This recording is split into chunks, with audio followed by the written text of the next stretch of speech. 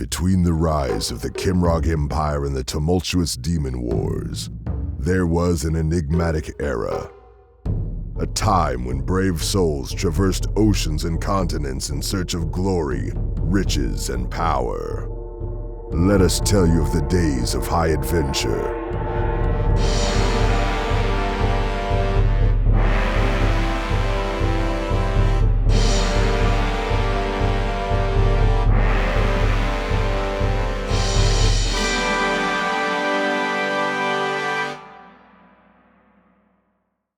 Hello and welcome to High Adventure.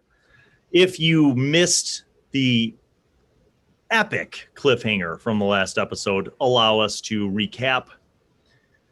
The brothers had been made aware of something that was having an impact on the ship. The ship moving through the deep oceans, only a few days away from the region of Nisia. And a massive storm hitting, something hitting the ship, causing a small breach in the hull. Repairs or attempts to repairs were being made, and then another hit occurred. And Captain Fu readied his men for potential attacks from sea creatures. You guys had been kind of essential in informing Captain Fu about what was going on and seeing to it that the repairs were being made. Meanwhile, you were also checking on your mother and your sister and telling them to prepare for the possibility of having to escape because the ship was under attack. You guys went up to the upper deck, rain coming down in huge sheets, visibility very limited, with the exception of the occasional flash of lightning, which would illuminate the area for just a moment. And you saw one of Captain Fu's men spot something. A group of them ran to the edge of the ship with harpoons, Captain Fu telling them to be at the ready. You saw one man spot something again and throw a harpoon, and then you heard a noise, the splashing of water, and a deep, horrific screeching sound as this thing emerged. And you guys you have a line of men with harpoons in front of you. You're about 10 feet back from the rail as you were approaching this thing's jumping up. And it is literally how we will be picking up right where we left off. By rolling initiative. Dun, dun, dun, Hey. Because big bad sea creatures are attacking y'all.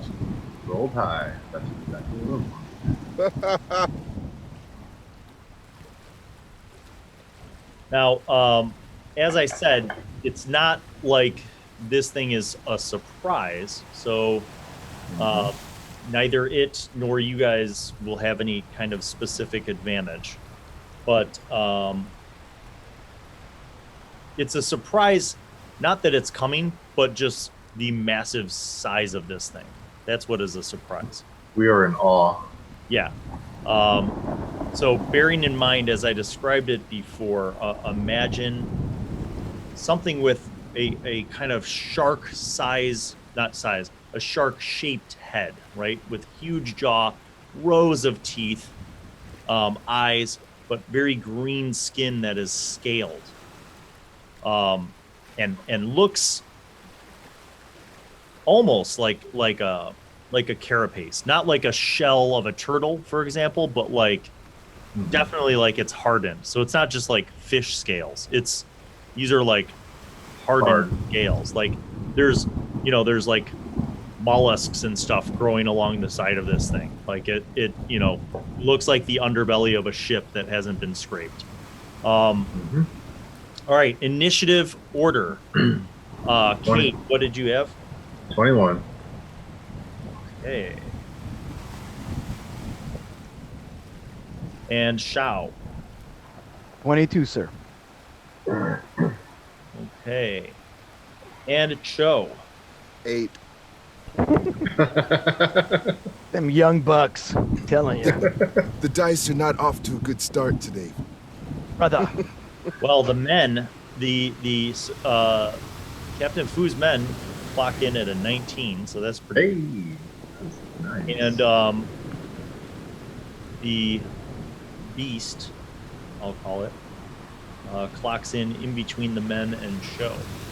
So, I'll take up the rear. bearing in mind that this thing is huge, as it's jumping up, emerging from the water, Shao, you kind of see this situation.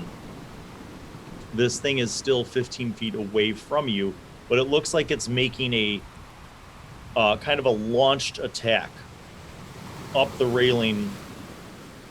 What do you do? And what's the size proportion to me? I mean, how big is this thing? Is it? Well, is it... allow me to give you a reference by sharing this picture with you. That is not at all what I wanted it to be, but it's close enough and whatever. So you guys are along this edge, right? There's a group of men here. There's a group of men here. This thing is coming up right across the middle. And you and your brothers are kind of over here. So it's about 15 feet away because it's obviously hasn't crossed the threshold of the railing yet. It's bursting up from the water in kind of an arc, almost as if it was trying to like pick off someone along the rail and maybe dive over the ship. But it's big, like whale big. Okay. Mm-hmm. Oh, wow. So head of a shark, size of a big whale.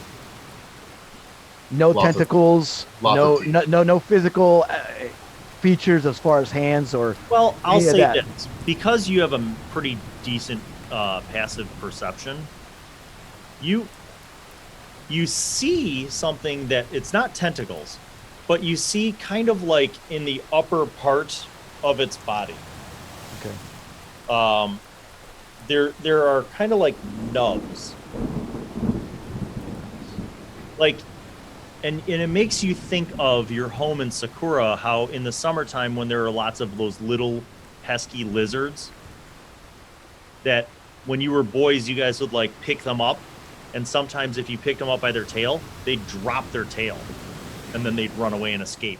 And the ones that drop their tails would have these nubs. And it's almost like a weird flashback where it looks like it has a nub on each side, like something might have been there. Interesting. But it does not have fins on the side. It's got a spine on the back, and well, you haven't seen the bottom of this thing because it's massive. So I There's see. always bigger fish in the sea. So the only thing I see is like a torso to the head area right this second because it hasn't. Basically, As you're seeing effectively like its head and shoulders. That's how big it is. Is there anybody in the vicinity of its path? Yeah, a bunch of the men. The Okay, one well- that threw a harpoon. Okay. Well, then I'm gonna take my action and just run up to that guy and see maybe I can knock him out of the way to prevent him from being attacked or taken out of the way. While he's yelling, everybody scatter at this moment. I think that's Okay. my best plan because I don't know what's going on with it right now. Okay, I'm going to say that you successfully kind of grab that guy and roll with him away so that he's not right in the main path. Meta question about my cunning action. Yeah. Can I use the dash feature to grab people and move them as the thing is about to eat them? Is You that something can. that's possible? Yes, so you can use your regular move to go up to a person, your attack action, which really is just a basic like grapple, Action. and then your cunning action to kind of dash back with them. Okay, cool. Thanks. Wasn't clear on that rule. Cade, you are up. Alright, I'm gonna let my brothers work up a plan of action of some sort, and I'm gonna move up closer to the side Okay. of the boat, and I'm going to shout something in Druidic, and I'm making like a wavy motion with my hands, and then bursting forth like a 10-foot wide column of column of wind, and I'm casting and casting Gust of Wind at it. Oh, snap. And so it'll need to make a strength saving throw DC 14. Now, I will say that this thing has a beefy strength. I figured as much. But even with a +7, Oh my god. even with a +7, its total is 13. What's your spell save DC? 14. All right. Wow. So with him failing, each creature that starts its turn in the line must succeed on a strength save or be pushed 15 feet away from you in a direction following the line. That is a significant clutch move. So here's what happens. It's cresting like it's going to arc over this rail, right? And you do your spell, and it blasts wind and rain back against this thing, and it kind of just goes vertical. Instead of on an arch now, it's still momentum-wise going, but it's like vertical. And you feel like this is a concentration spell. You feel like if you continue to push it, you might actually be able to get it to flop and do a, flop back into the water. Yeah, I'll keep doing that. The men, seeing this incredible blast of wind, view this as nothing more than absolute fortune from the gods.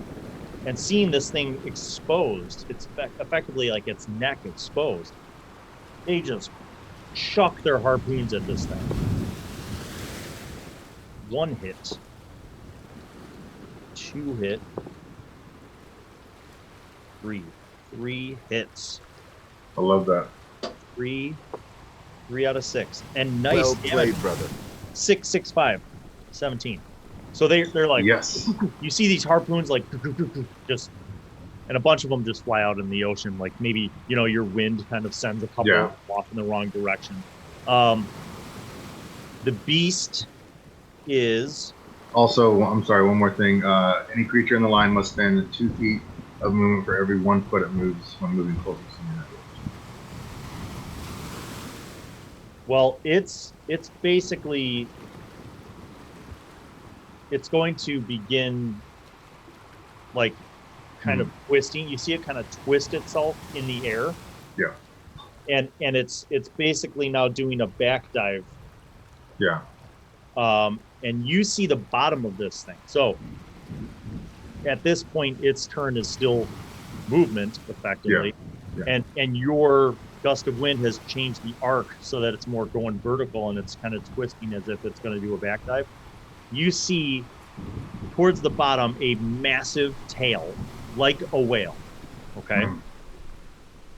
But you also see, because you also have pretty high wisdom and passive perception, you're interested also that there are 2 nubs kind of on the lower half of this thing. Okay. And it's now basically fully out of the water in mid, flight to fall backwards. Go. You are up, Cho. I have already located the escape vessels during my perusing of the ship, so I know where everything is located.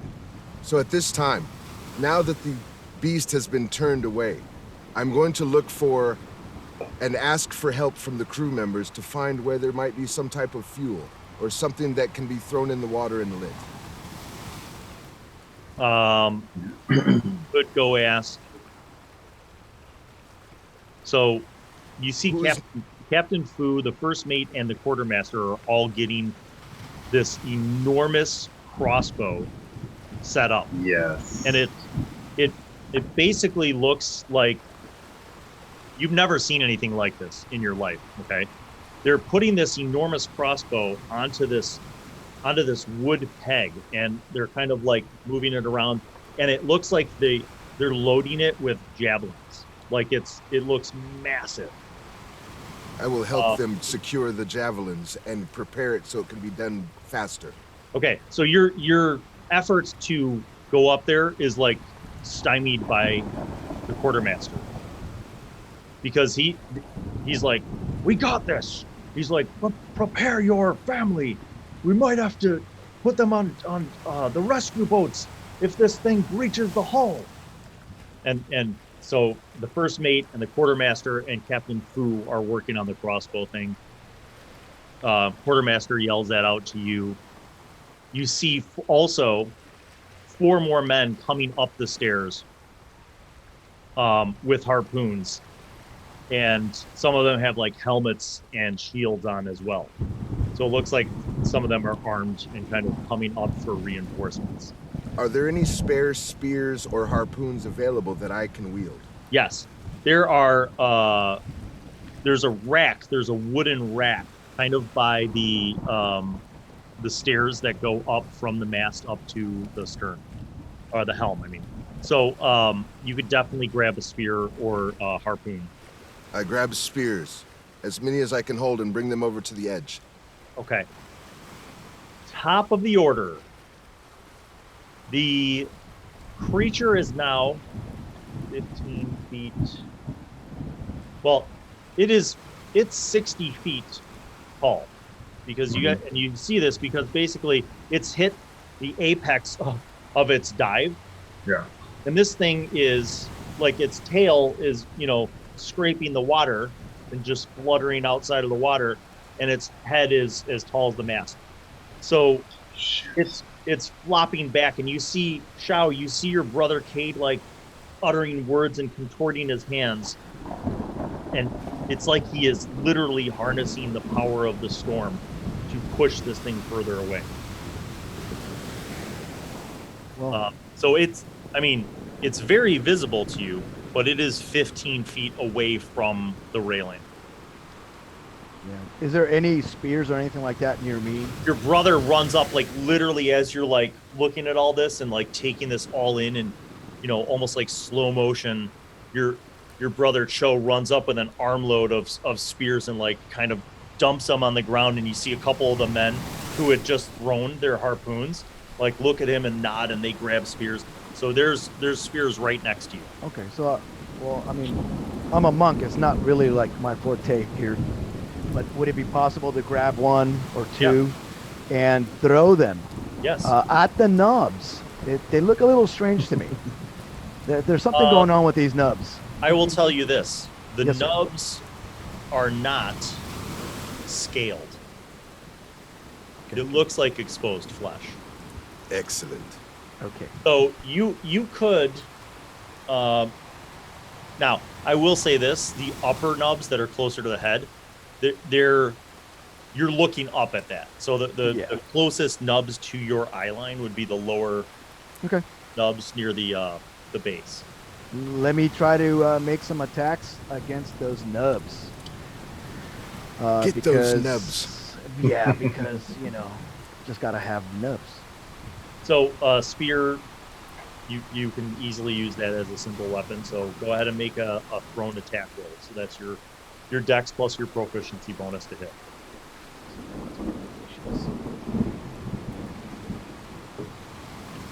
Second. And the damage on that, if I do succeed, ooh, that's a whiff.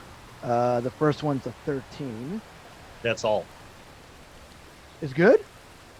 No, it misses. You get one Yeah, attack per round. Okay. Taking 2 spears.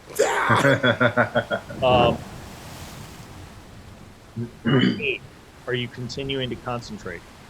Yeah, that's really all I can do at the moment. If I need to like move like to like the side to like keep trying to push it away, that should. Okay, this turn it succeeded. I rolled a 19 in it as a plus 7. Yeah. So it succeeded, but so it's not blown further away, but it's also not on the trajectory that it was towards the ship. So basically, this turn it's going to be kind of falling back into the ocean. So your wind has successfully done that. Now, I will say, as a bonus action on each of your turns before the spell ends, you can change the direction in which the line blasts from you. So if you wanted to kind of push it more down for next round, you could. Okay. All right. So that seems to have an impact. The men see this opportunity while this thing is still kind of not coming at them. and has its belly exposed, and they go throwing another round of harpoons and spears. 1, 2, 3, 4, 5. 5 out of 8 hit. Yeah. Mark. 5 out of 8. Good stuff. Good stuff. 5 out of 8 ain't bad, but the damage is not as great. It's still not bad. So 18 more. Brothers, remember our tattoos. Oh yeah. Okay. This brings us to the beast itself. It is falling back into the ocean. Shao, you're up. You may throw. First thing I do is I look back to see the progress of the giant weapon. Are they ready to shoot? No. Before I throw my spear at its nub. 19. That's a hit. Roll. What's damage on a spear? 6? I'm going to say D6? 1d6 for this type of spear. 6. Excellent. Nice. And then with my bonus action, I look around to see if anyone needs to be removed from their current place. Did you add in your dex bonus? No, I did not. That's +5. Okay. Well, +3 plus my attack. Well, I did add in my attack bonus, but not my dex. just your dexterity bonus for damage. +3. So +3. So 9. All right. It is in pain. It's got a paper. It looks to you like the large crossbow thing that you've never seen before. Is probably 12 to 15 seconds away from being finished. And that ends this second round. Shao, you are up. Now, this thing is the beast basically fell back into the ocean. You can still see it. If you want to grab a spear off the deck and throw a spear, you could try to do that again. I think I need to concentrate a little bit more. I whiffed the first one, so could I activate my Mark of Rebirth and give myself guidance? Does that work that way? Sure Just does. in case it does. Just in case, yeah. So Yep. I'm gonna go ahead and roll again one more time here. You focus on the ancestry that flows through you. Your clan. So I sit there and concentrate really hard, and then I pick up another your spear clan knife. blessing you. Is there like a light beam coming down and just see this aura? No, no. But your tattoo, it glows. When you activate your Mark of Rebirth, it glows. Cool. Briefly. It's not like a bright glow, like where it casts light for 30 feet, but it glows, and you feel it warm up on your skin, and then you feel that extra bit of guidance when you throw your spear. With my clothing that I have on currently, is that visible to anybody else, or is it just me? I mean, meaning that I know it's just I'm gonna say that your neck tattoo. you feel it, but no one would see it. Okay. All right. So let me go ahead and roll here.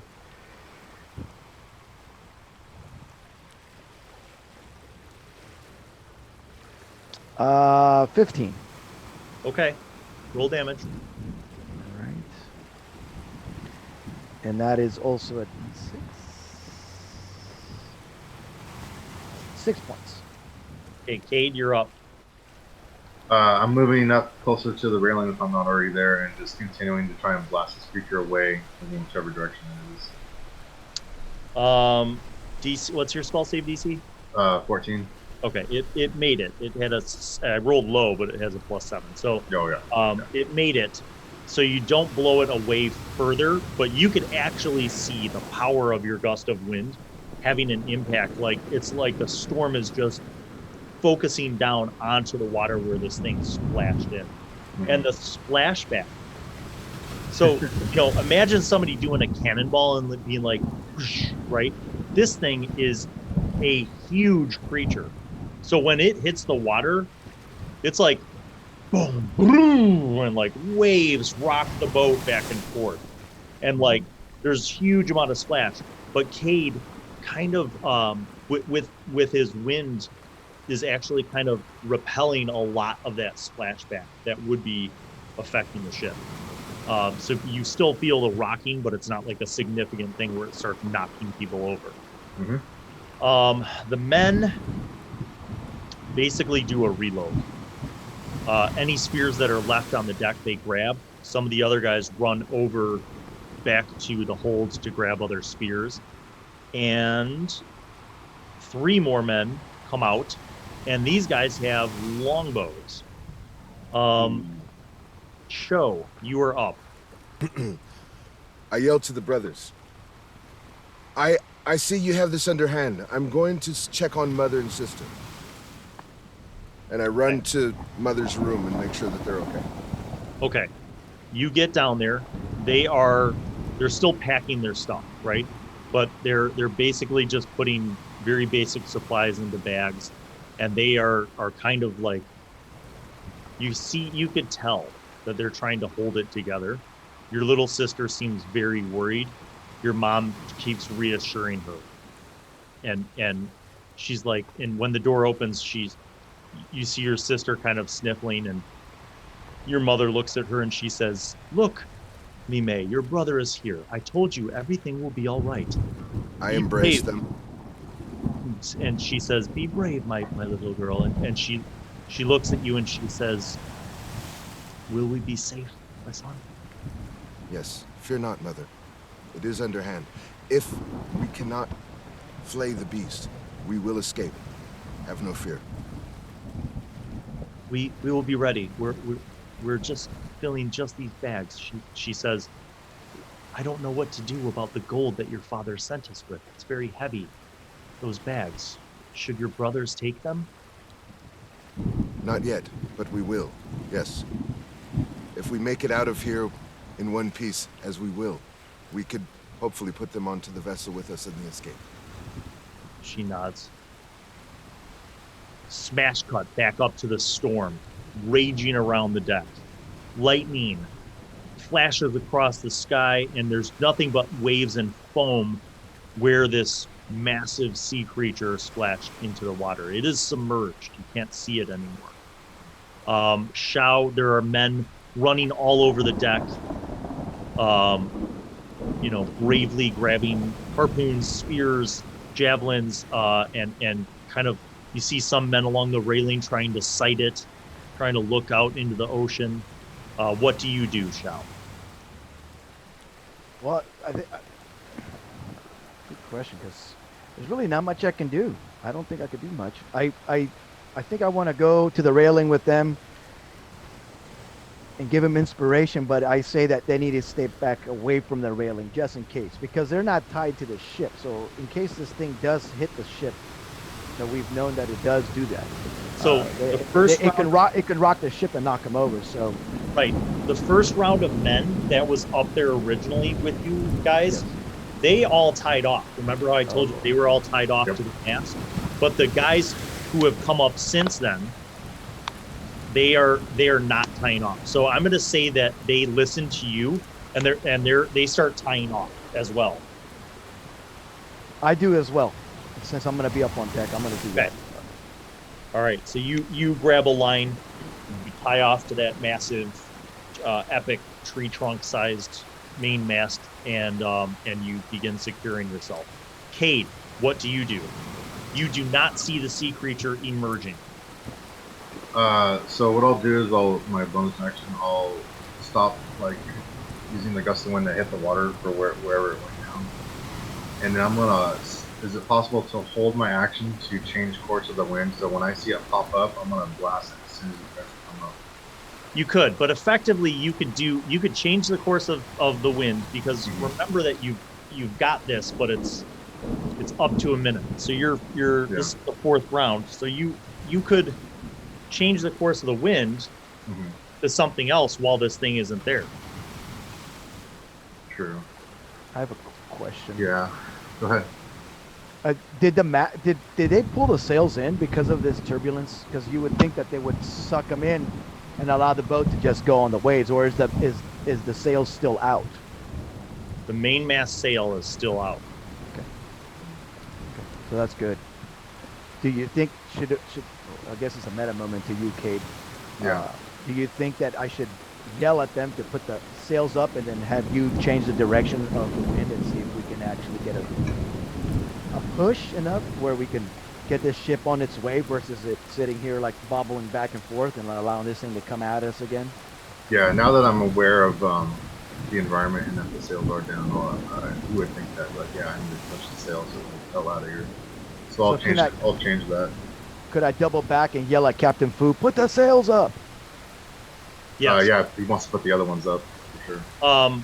You, using your bonus action, kind of harness the wind back into you, and then you blast it out towards the main sail.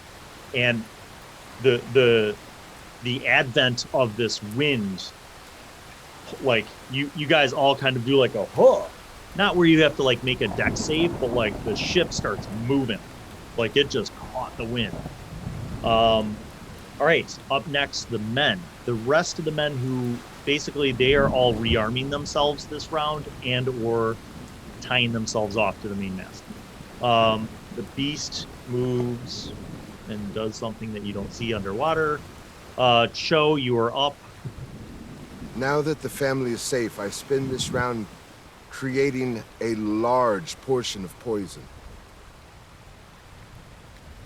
It's going to take more than a round. However long it takes. You go to your room, you open up your kit, and you start brewing stuff up. Okay. Top of the order, Shao. You are tied off. Yeah, no, I'm going to help in any way possible.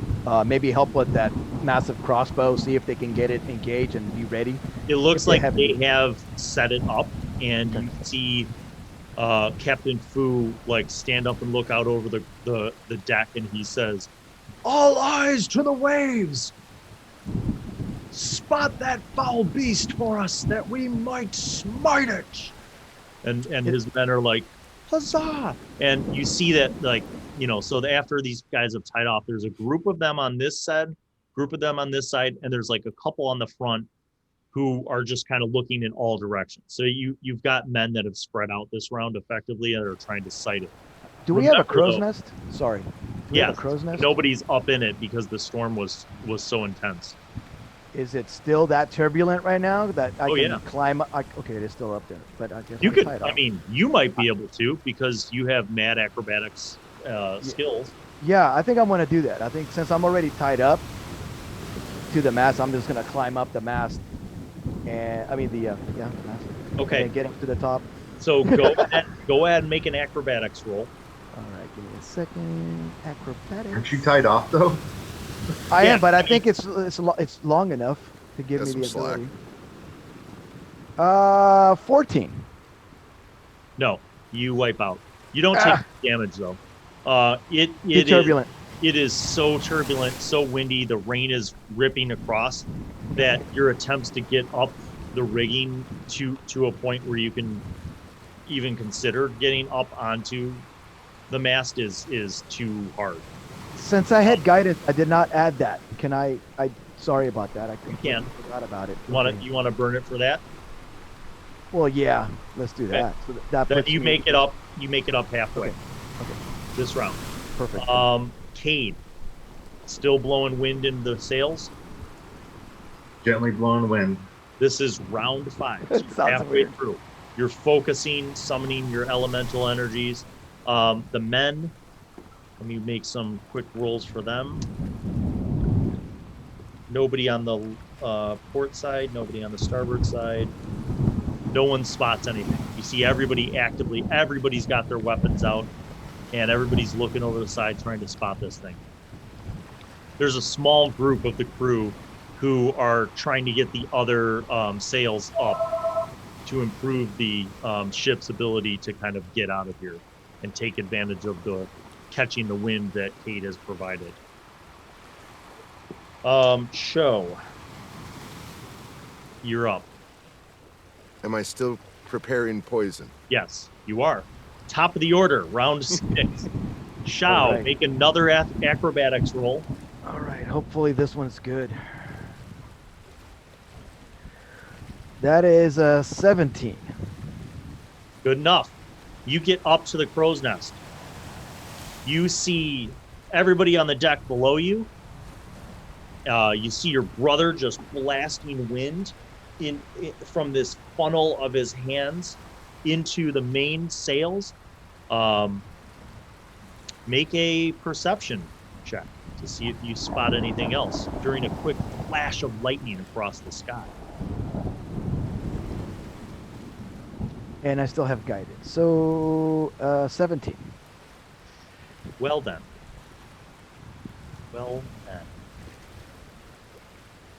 You see on the other side.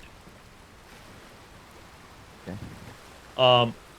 Not right off the deck, and certainly not emerging, but swimming alongside the boat, kind of along this side. You see something under the surface, and it's got to be this big thing because the wake that this is making is pretty substantial. So it's keeping up. Oh yeah, like it's basically, it looks like it's gone to the other side and now is kind of swimming alongside the ship. Well, then I say, it's on the left side. All right. Screaming down, hopefully loud enough for them to hear it over the... A couple people will hear. Not your brother Cade, though, because the sound of a wind is reverberating through his ears currently. Cade, you are focusing your spell still.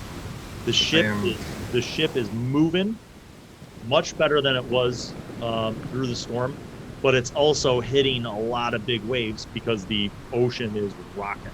Right. That's round 6 for that? Yep. The men, none of them have high enough perception rolls.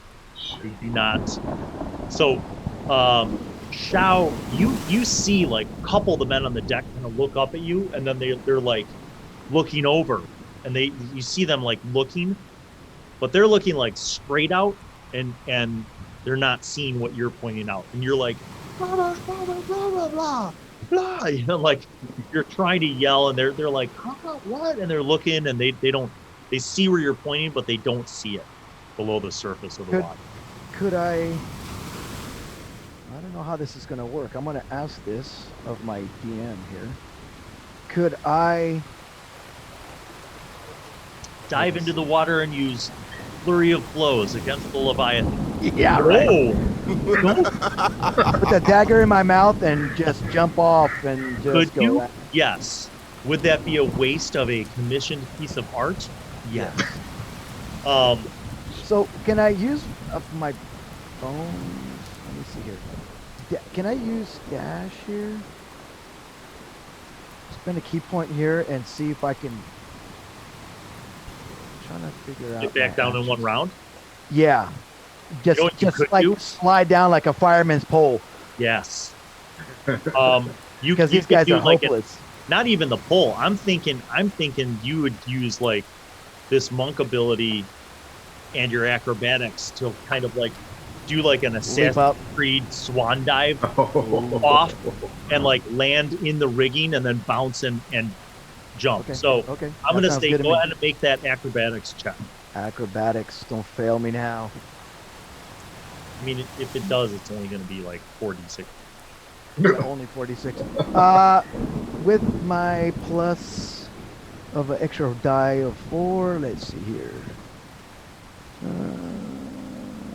14? So, how much do I take? You only take 4 hit points of damage, but listen, it still looks cool. You dive off the crow's nest, you land on the rigging, and you bounce off. But when you hit the deck, it's slippery. So instead of like landing in like a awesome like superhero pose, you roll onto your shoulder and crack it, and it kind of hurts. I should have been drinking more.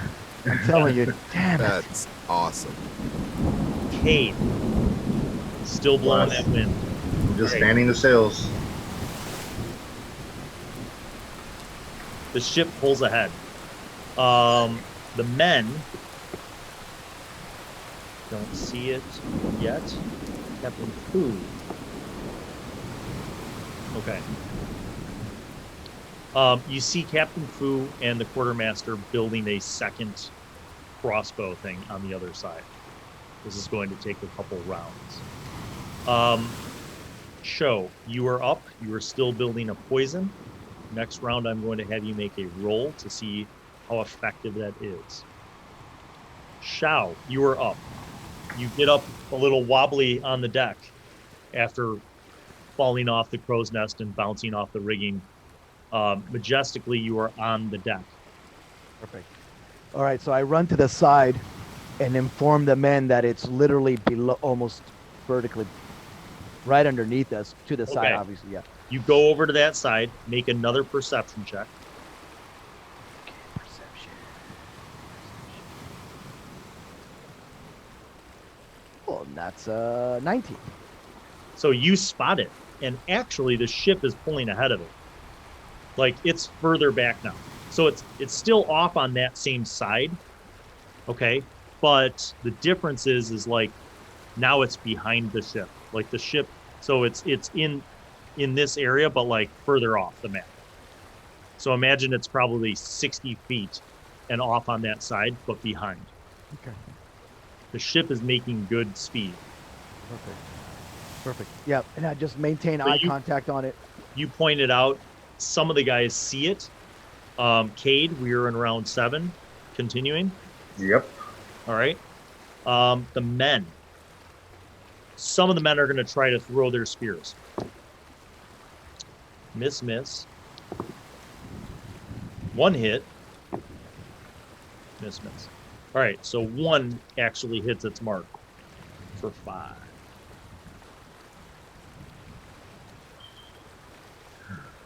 Okay, the beast is going to try to catch up. The beast just tries to move. It is continuing to push on and chase the ship. Shao, you are up. Make that roll. So this is going to be you get proficiency because you have proficiency with Poisoner's Kit. 17. Okay. You feel like you have concocted a pretty strong poison.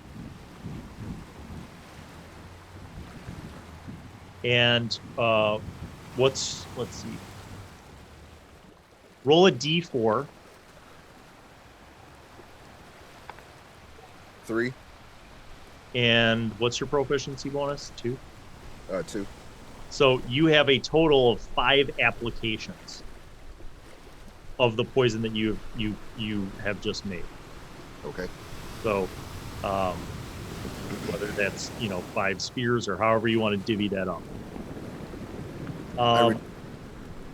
So I'll say next round you can move. Like okay. this round you were kind of finishing up the brewing. Shao, back to you, top of the order. You see that this thing is still following the ship. So I'm on the stern of the ship, port side. Yeah, and you've directed the men, and 6 of them threw spears. 1 of them hit. You kind of see the spear, like so it did penetrate for a while in it, and then it like rips off when one of the bigger waves hits it. So yeah, again, I think that I'm in a good position to keep an eye on it, so at least I can instruct where it goes to and whatnot. So I'll just maintain my course at this area here.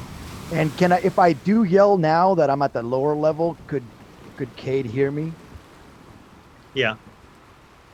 So what I do is I just yell at Cade. Cade, it's on the left side. Go ahead and see if you could change the course of the ship to give us even more distance. So if we start going to the right or starboard side. Okay. Okay. You do. Do you want to pick up a spear and throw a spear this round? Because basically talking doesn't. Okay. So you just direct things. You're kind of directing. I'm set as directing, yeah. Right, I think I wouldn't even hit it. So Cade, you see your brother pointing. You hear what he says. You're looking at the sail, and you're filling the sails with air, which is moving the ship. What do you do? I'm not sure if I can like use that wind to change the direction of the ship, because I think that would be like the rudder. But if I can, I'll try to adjust the wind slightly to change course away from where my brother said it was. Okay. Yeah, you can kind of move yourself over and do that, and the helmsman basically catches that change in the wind, right? That's kind of part of his job, and rudders away as well. So now, not only is the ship still going in that direction, but now you're kind of moving away from this thing. The men rearm.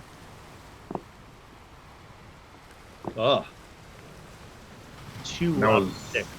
That was round 8, right? For the win. Yes. 8 more damage.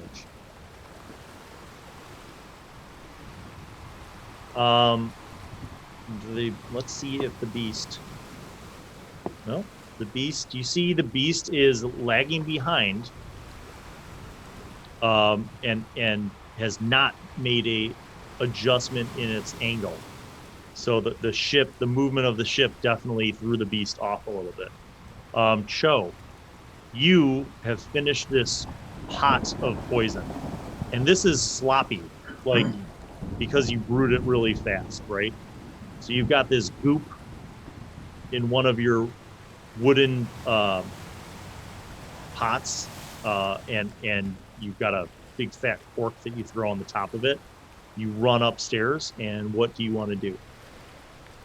I take spears and I stick the tip in the poison, and I hand one to the closest man that I have seen already has good aim, because he's already hit the beast once before.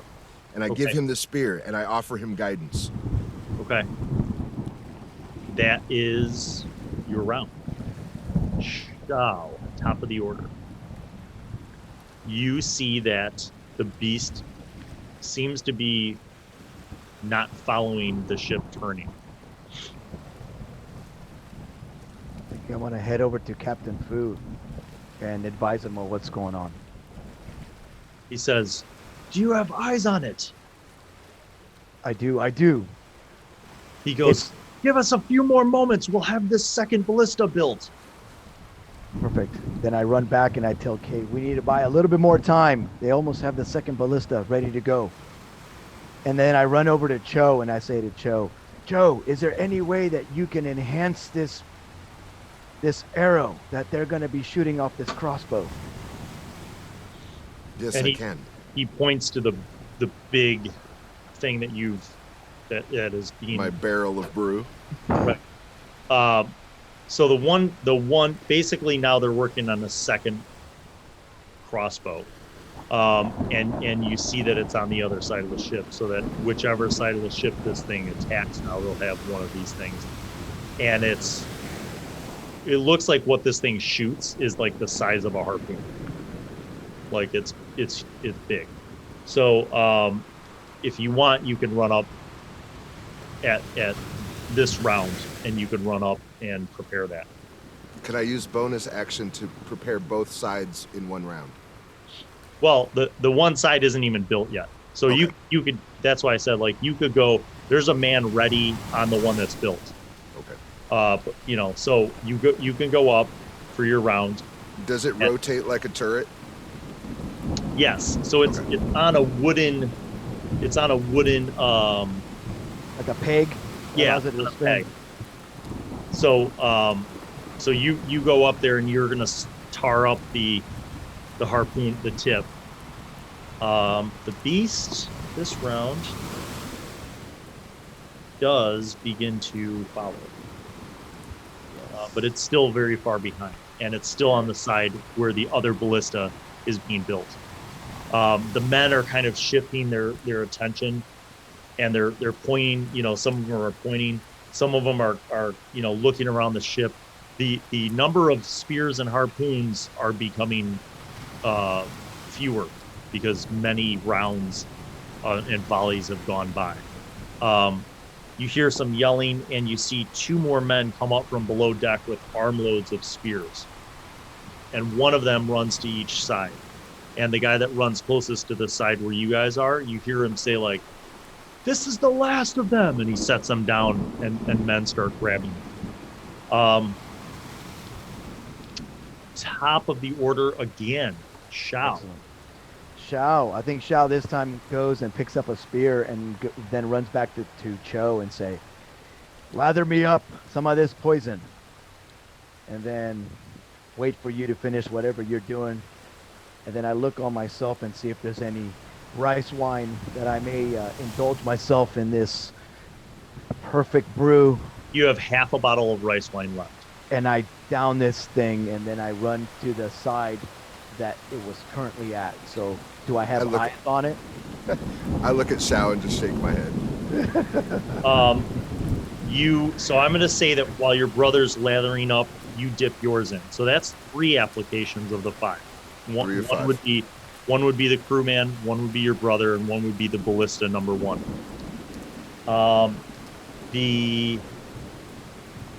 You are on. Is this the last round of your spell now, Cade? Concentrate up to a minute. We're on 9. Yeah. Yeah, this is 9. It's almost out. So you are pushing the ship, and the rudderman is following you. The helmsman's following you. The ship is moving away from the beast. The beast is now following the ship, but still like 60 feet behind it. Show, you see, as you look over your shoulder, finishing up, sleeping up the one, you see the quartermaster loading a harpoon into the other ballista. And Captain Fu looks over at you and he's like, young man Zhen, come. And I go over and I douse that one with poison as well. So I have 1 portion left. Okay. That is loaded. Top of the order, Shao. Make a perception check. Yes, sir. Perception. Once more. Ooh. 23. The beast is diving. It goes, hardcore. You see its top scaly ridge. It's not even a fin. It's just like a collection of scales with like mollusks growing on it. You see it arch and it dives.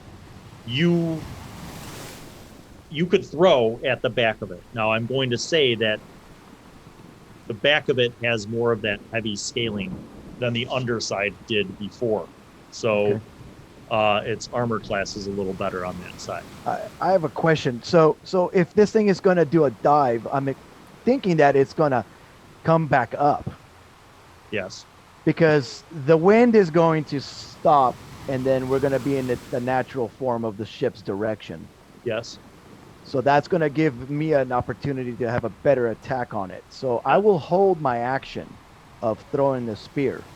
Just in anticipation on this thing coming up and trying to do whatever it's going to do. And then I go ahead and inform the men that it is diving, it might come up. So I turn around and I say, tie me off more. So I have them give me more rope. Okay. Just in anticipation for this thing to come back up, because I want to try something. All right. You do. The men begin making adjustments. They're all kind of looking out. Cade. Using this last, I think it's my last round for this. Yeah. You're like, come on, wind. And you're just I'm straining the wind. And the ship's, the ship has made a turn. It's on a different trajectory right now. So it's definitely moving away from the dive spot. And this thing is now, 120 feet away from where this thing dove. So you're definitely helping get it out of that area, that proximity. The men scatter around the deck. People are digging out, positions and kind of getting ready and looking over the ship with everything that they have left: spears, javelins, and harpoons. There's a group, the last 2 men who come up with armloads of longbows, and the other guy has armload of quivers full of arrows, and they kind of split up. The beast continues its dive. This round, it submerges. You see its tail like a whale, like flap, right? Goes under the water. Cho.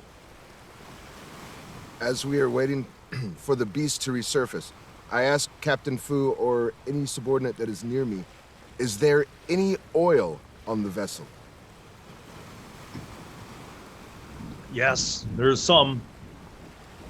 Any that can be disposed of? Desperate Any times. that we can afford to spare? I suppose there is desperate times, but I suppose we could use up what we have. When the beast returns to the surface and we attack it with our poison tips, I will then ignite the oil in the water to deter it from following us. Go downstairs, find Zhao Chen, tell him to give you whatever oil we have, and help him bring it up. Do you run downstairs to the mess hall? Okay, so you're making your way down there. Shao, Yes, sir. top the order. You do not have eyes on the beast. It has made full dive. underwater mode. Perfect. Okay. I make that known to everybody, especially Captain Fu. Captain Fu, I lost sight of this. I no longer can see it. But I have a feeling that it will come back up. He So says, men on both sides, keep your eyes open. Be ready for this beast. Cade, you're like, you run out of wind. Wah, wah. What would you like to do this round? Can I try and like see if I can spot the beast? Try and, I don't know. I know I probably won't. Well, kind of know. Which side of the deck do you want to go to? Let's just say left or right, because I always mix up my yeah, me too. able things. I'll say right. All right. So make a perception check. It's going to be a high difficulty because this thing is very much underwater. And that's a shit roll. It's only 11.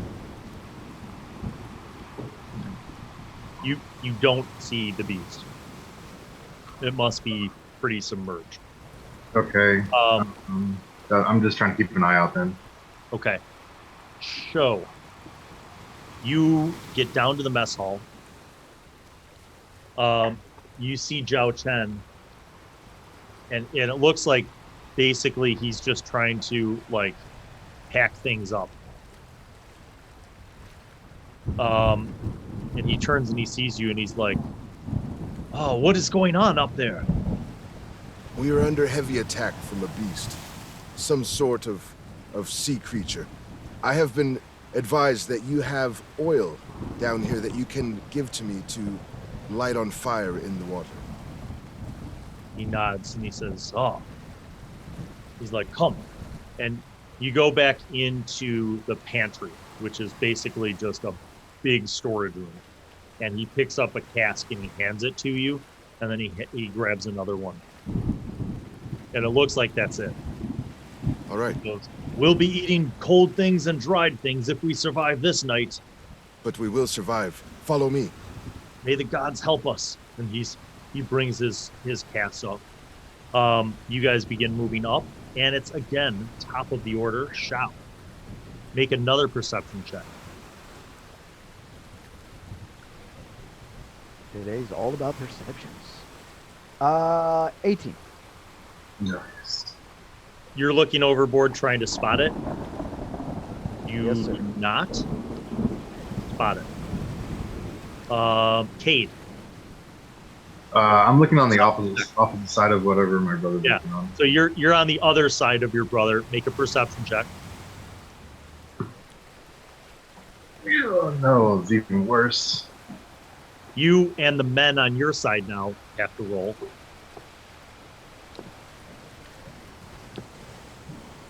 Nope.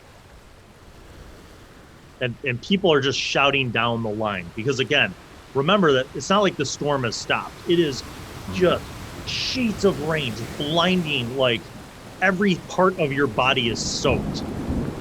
water running down your eyes, your face, the sound of the rain hitting the deck, the sound of the wind. It's hard to see. The ocean smashing up against the ship. The ship's rocking heavily back and forth in very turbulent waters. And no one along the deck sees things. Shao, make a perception check as well.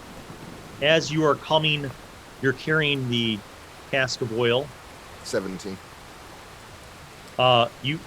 You see the as you're coming out of the mess with the cask of oil, and Zhao Chen is following you with a cask. You see down the hall.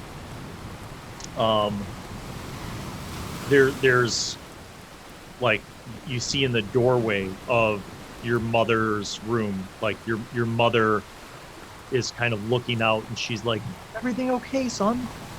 We are still maintaining, Mother. We are still maintaining. Please, stay in the room until I come get you. You also notice the black cat is sitting in the hallway, like kind of like looks like it's not very happy about this. Like it's like crouched down and it's like, and there's like water. It looks like damp. Like I look at the cat. Little friend, protect my family. I will return. You guys go upstairs. Top of the order. Shao. Make another perception check. Yes, sir. Here it comes. Perception. Ooh, 22. There you go. Finally, something good. You see it. Yes. It is. It's actually kind of swimming just under the surface again, and it is pretty far behind you, like at least 150 feet behind you. And the only reason you see it is because at the time you were looking, there was a flash of lightning, and you saw the wake of the beast off to the left and 150 feet behind the ship. But it is following the ship. Do I know, or do I have any kind of notion how badly hurt it is compared to its original state when we engaged it? I mean, can I make that determination, or that it has acquired a lot of damage, or in the way its actions have been after it was hit a whole bunch of times? Is its reaction able to give me that kind of clue? Well, you know it is that swimming slower, obviously, right now, so it's not able. Yeah, to you know that. I mean, you personally saw at least a half a dozen spears or harpoons go into this thing. And I turn around and I yell to let everybody know that it's on the stern of the ship, about 150, 160 feet away, and Okay. Be at the ready. You're pointing it out. You're kind of, issuing this, spotting it for people. The guys along that side are kind of looking over there now. Cade, your turn. You're on the other side. You hear your brother yell this out. What do you do? Yeah, I'll move to that side. And has it moved up since between our turns? It seems to be at a steady pace of about 150 feet back from you guys. All right. I'm not going to hold this action because it'll waste the spell. I'm just going to be ready for if it gets within range on my next turn, I'll cast the spell. Okay. The men, some of them shift. Some of the longbowmen fire arrows in that direction. Wow. 2 actually hit. Nice.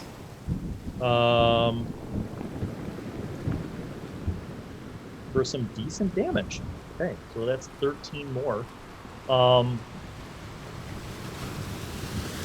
And it looks like everybody else who's out there, because that thing is so far away, other than the longbowmen, everybody's holding their actions and their harpoons and just kind of waiting to see what happens.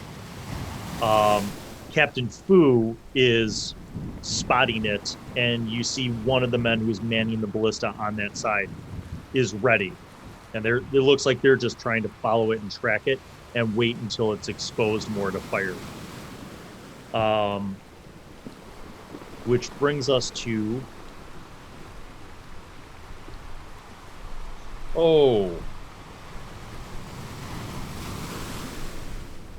Cho, you're up. All right.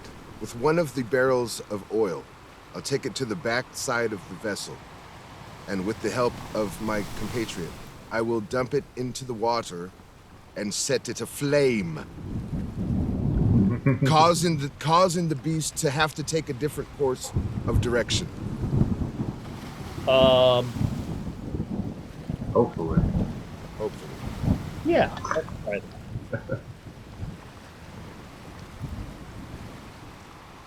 So I think let's make a thrown attack, right? So like proficiency and dex, you're just gonna, actually not proficiency because you're not proficient with improvised weapons.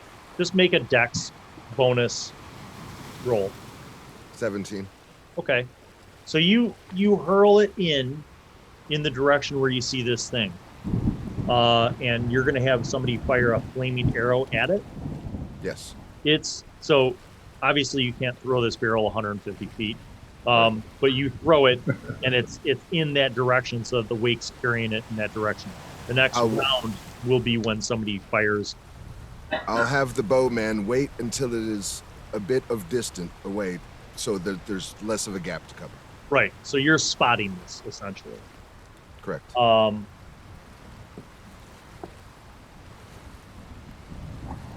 I ask a question? Those two harpoon guns or crossbows, they cannot get a shot out through the stern of the ship, right? Only the sides and, the peripheral of 180 degrees. Yeah, from the on rear. each side, right? Okay, but not the rear. They can't shoot over in the rear area, right? They can. Oh, so it's elevated. They're up top. They're up by. They've built them so that they're in the back. So you've got basically 180 degrees from the back. Okay. So I imagine that the backside would be a bit of a blind spot. That's where I opted to put the fuel. So, like, imagine if, one of them was built. This is all decking, right? Not the roof. Because on that upper level. So, like, one of them's here, one of them's there, and like there's the helm, right? So. Okay. And both of them have the poison, so it's just a waiting game. Yes. Because that guy is still pretty far back. However, it is now top of the order for Shao. It's looking like it's like you just said. It's a waiting game. So, and the wind has stopped. And are we traveling as fast as? Obviously, probably not. Okay, so you're still moving, but remember that you changed course. Yes. So instead of heading, trying to think of the angle because my map isn't exactly perfect. So you're actually heading more southwest now instead of due west. Okay. But it's keeping pace. It hasn't advanced yet, right? Do I notice that if it's picking up speed? Yes, you can gauge that it is not picking up speed. It's keeping pace, but it's still 150 feet back. Okay. And it's kind of on, I would say not right on the surface of the water, but it's kind of just a little bit below where you can see its wake. And occasionally as it moves, you see like the ridge. Okay, so then I yelled down at Captain Fu because I guess is he up on deck with us or is he down below? He's standing by the helm between the two ballistae, and basically kind of watching out for it. So you relay these things, he relays it to those men. The deck men are all aware. Everybody's kind of aware. I think that I want for them to actually pull the sails in and stop motion. Because I think that it's doing intentionally, it's gauging our speed and it's just following us. So in order for us to have that gap get closer to the barrel that Cho threw in the water and surprise it, because it's going to gain speed because its momentum is going to carry it faster towards us. So if we pull the sails, it's like almost putting a brake on and allows us to take a shot of opportunity because it's not going to anticipate the ship slowing down that quick. That's a lot of speech. You run up to speak to Captain Fu, and as you are there amongst him and Minzu, the navigator, and the helmsman, you're explaining all this. That's your round. Cade, what are you doing? You're muted. Either you're muted or I'm broke. No, I'm muted. Okay. It's still 150, you said? Yep. There's nothing that I can do right now. Okay. Minzu, after Shao is explaining this, Minzu the navigator, he's like, I humbly disagree. And then he turns and runs over to Cade. The navigator comes up to you and he says, whatever blessings the gods have given you, please use them. Drive the wind into our sails so we can try to evade this foe. And then he runs back up. The beasts. Okay. So, you were up. You're still watching this barrel float. Looks like, and the longbowman has dipped his arrow into the other cask that Zhao Chen brought up, and they have like a hooded candle that is kind of, it's got like, it's basically like a lantern with a little latch that can be opened. So he's just waiting for your call to light the arrow and then fire it.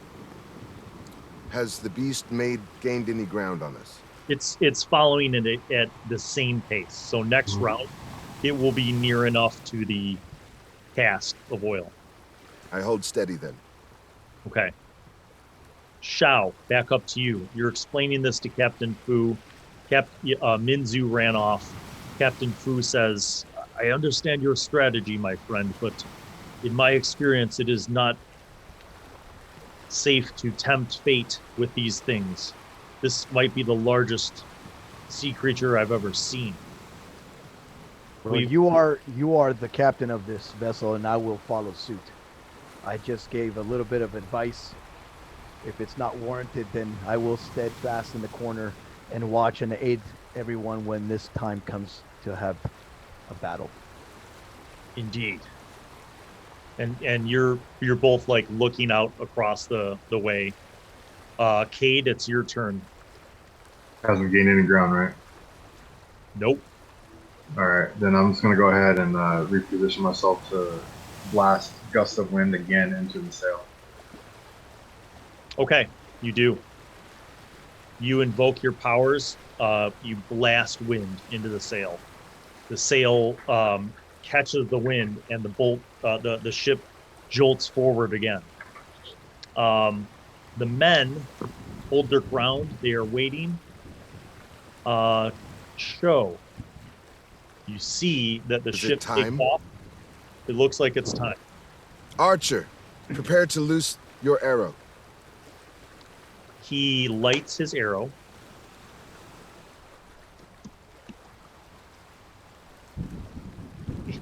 He lights his arrow. Then this is what happens. Blows up on him. Explosion. Because this is a rather epic and dramatic moment, I'd like to take this time to use the Google Dice Roller. Yes. I didn't even know that was a thing. Oh, and can I give him guidance, please? +1. You can't. Those are ability checks. Oh.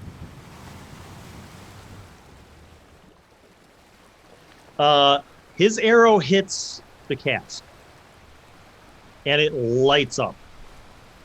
The amount of flaming pain is 5d6. Watch this. 1, 2, 3, 4. 5. Yeah. Oh, that's cool. Come on, give it to me, baby. Fire damage. There's a big explosion of light, and maybe what this does more than anything else is light up the area, and everybody can see the ridge of this thing. The nice thing about that is that the longbowmen, this is within range for the longbowmen. So there are going to be 6 shots fired. Ooh. Only 2 of them hit. The rest of those miss. So rip, rip, rip, rip, rip, rip, rip, rip. 2 arrows. So 12 more damage. So it took half of that fire damage, and it took 12 more arrow damage. So it, you see it definitely is aware of the pain that it just suffers. And it seems to swerve away from the ship and die.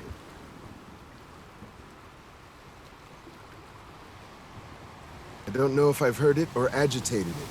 Prepare with the poison-tipped, whatever that thing is called. Crossbow. Indeed. Giant crossbow. Shao, top of the order for you. Yeah. So, do I see any movement that it's encroaching on the ship now that it's mad by Cho's device?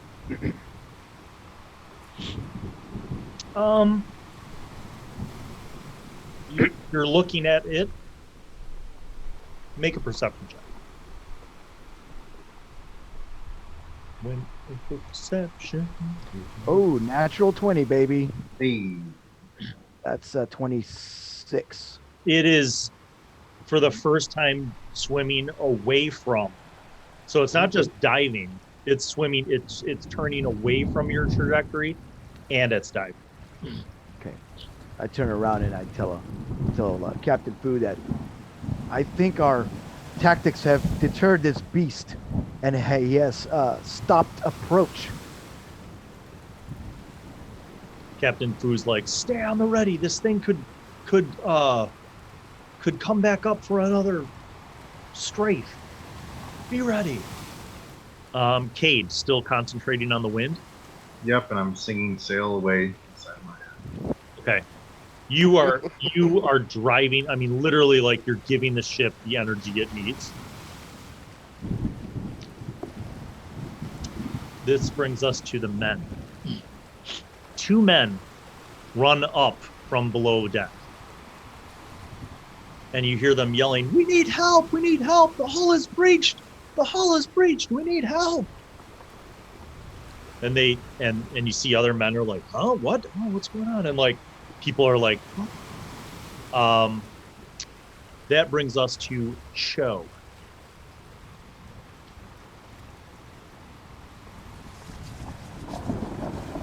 I will help the men with the breach. Okay. They're basically gathering some men, and they begin going down the stairs. You go along with them, or do you want to like run ahead of them using your dash actions and stuff? I will use my dash action, run ahead so I can assess the situation. Okay. You book down the stairs, and you get down there before anyone. There's still a lantern hanging on the post. You see the spots where they had tried to patch and repair before, and they seem to be okay, but you see there's 2 feet of water in the hold now. And you see across the cargo hold, water just blasting through from 3 different spots. And these don't look like the same kind of hits. These look like more precise hits, like punctures instead of just sheer bludgeoning force. But there's nothing sticking through. They're just blasted through. Something from outside of the ship in 3 different spots blasted through. And it's taking on water. So I'm wondering if I didn't deter it, but a larger beast may have. Always bigger fish in the water. Can I tell by the punctures if it is something that, does it look like a raw? Does it look raw, or does it look like something with precise circumference? Is it something that I can tell is a weapon base, or if it's something that was a natural element? That is a superb inquiry. but you're across the hold from it. So, I mean, if you got closer and you know, brought a lantern over there, you could get a sense of that. I guess that's what I'll do. Where you are, you're just water coming through. You know what I'm saying? Yeah. But if you got closer, you could study it. Top of the order, Shao. Yes, sir. Well, I see the You panic. all heard this on deck. Okay, I see the panic. I run to Captain Fu and I say, I think I'm going to be needed downstairs. I can't really do much up here, so I'm going to head down as well. Okay. And then grab whatever material that they want to grab and bring down. I assist in that. Okay. The men are, some of them went down below deck to help out. The rest of them kind of spread out along both rails and sides of the ship to keep an eye out for the next potential attack. Cade, still blowing wind. You're literally the reason why the ship is moving. Oh. I don't like that. So, which brings us to Cho. Cho, you are down there, and you hear the other men coming down the stairs. You're in advance of them. You see the water coming through, and you see two more explosions of wood.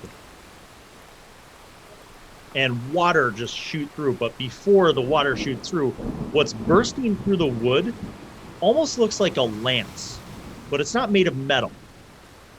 It looks kind of bony, like a tusk almost, and it pierces through the wood, and then it kind of wriggles and pulls out. And two of these do this in two separate places, like 20 feet apart. Mm. Okay. Or water starts pouring into the hull. How long does it have to wiggle before it can pull back out of the vessel? It's like, wiggle. do I have a little bit of time while it's embedded Yes. in the... While it's embedded in the vessel, I take my rapier and I attack the whatever it is. Okay. Try to chop it off.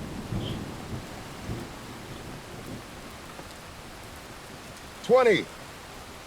Hey, Roll damage.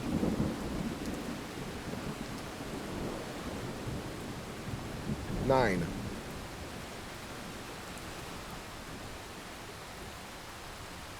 What did you roll? I'm sorry? What did you roll? A 7 or a 6. Okay. So did you get a nat 20 or a dirty 20? A nat 20. Okay. So Okay. you rolled a 6. Correct. Okay. So rapier is 8 plus 6 because you rolled a 6. Shoot. So that's 14. And then what's your dex bonus? Plus 3. Son of a bitch. All right, you don't cut it off, but here's what you do. You come at it, and remember, you're sloshing around in 2 feet of water, so you're not exactly nimble.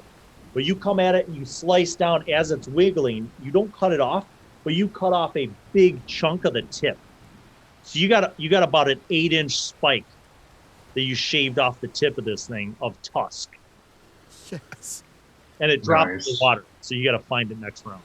All right, you're done, which brings us to the top of the order. Shao, there are a group of men in front of you who are desperately splashing into what is quickly becoming 3 feet of water in the cargo hold, trying to put boards and patched cloth with that's like tarred.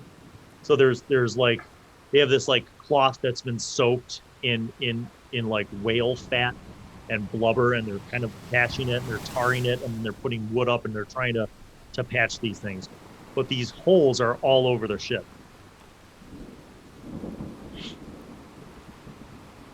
I'm torn between using my knowledge of what has transpired in the cargo hold, previous events that both Cade and Cho advised me on about this ring that could give me water breathing, but I don't want to expose us as being snooping around. So Well, what I no think one's over there. No, I goes in understand that that. direction. Yeah, but I understand that. I just don't want. I think what I'm gonna do is I'm gonna go ahead and assist in patching the boards. Yeah, that's what I'm gonna do. I don't want to Okay. use it. I was thinking about it, but All right. Cade, we are on round 5 or 4 of the new spell. I think it's 4 4. or 5. You are literally keeping this ship going. The captain, all the other men are looking out for the beast.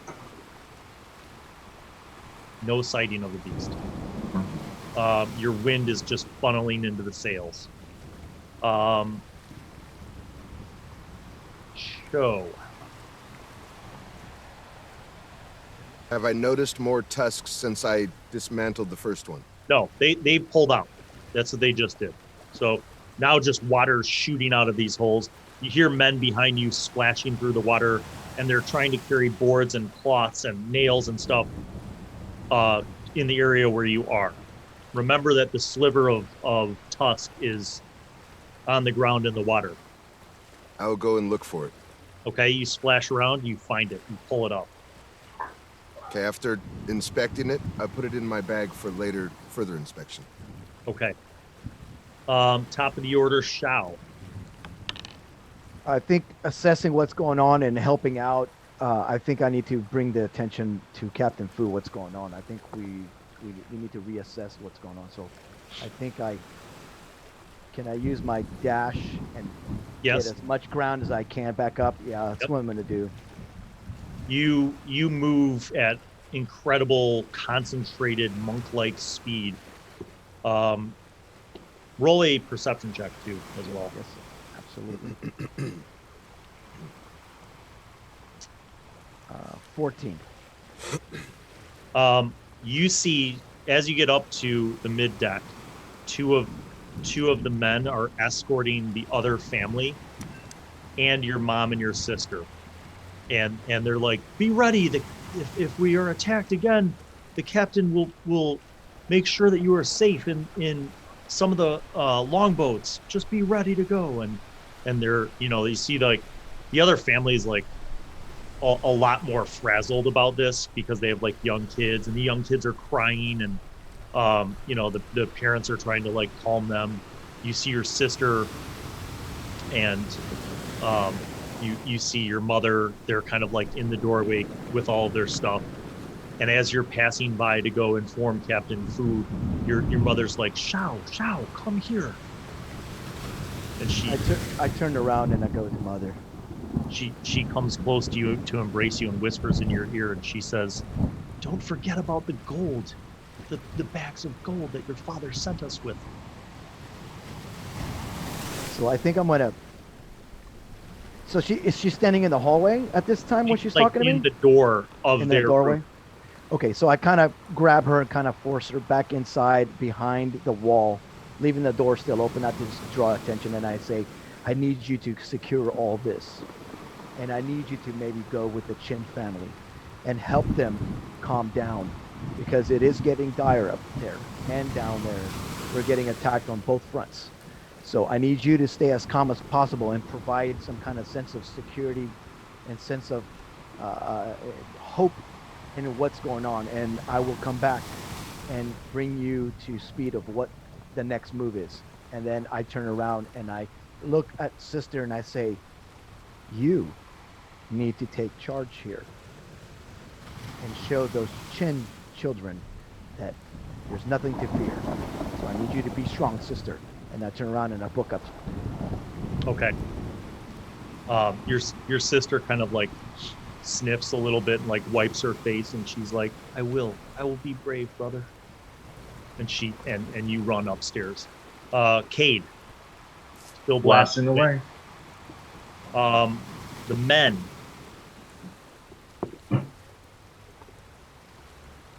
No, Captain Fu. Minzu. You hear the voice of Minzu, the navigator, shout, I see it! It's heading towards the ship!" And you see him pointing to the other side again, the original side where the attacks happened. And you see a wake just under the surface, like about 90 feet out from the ship, but heading on a collision course towards the ship. Shao,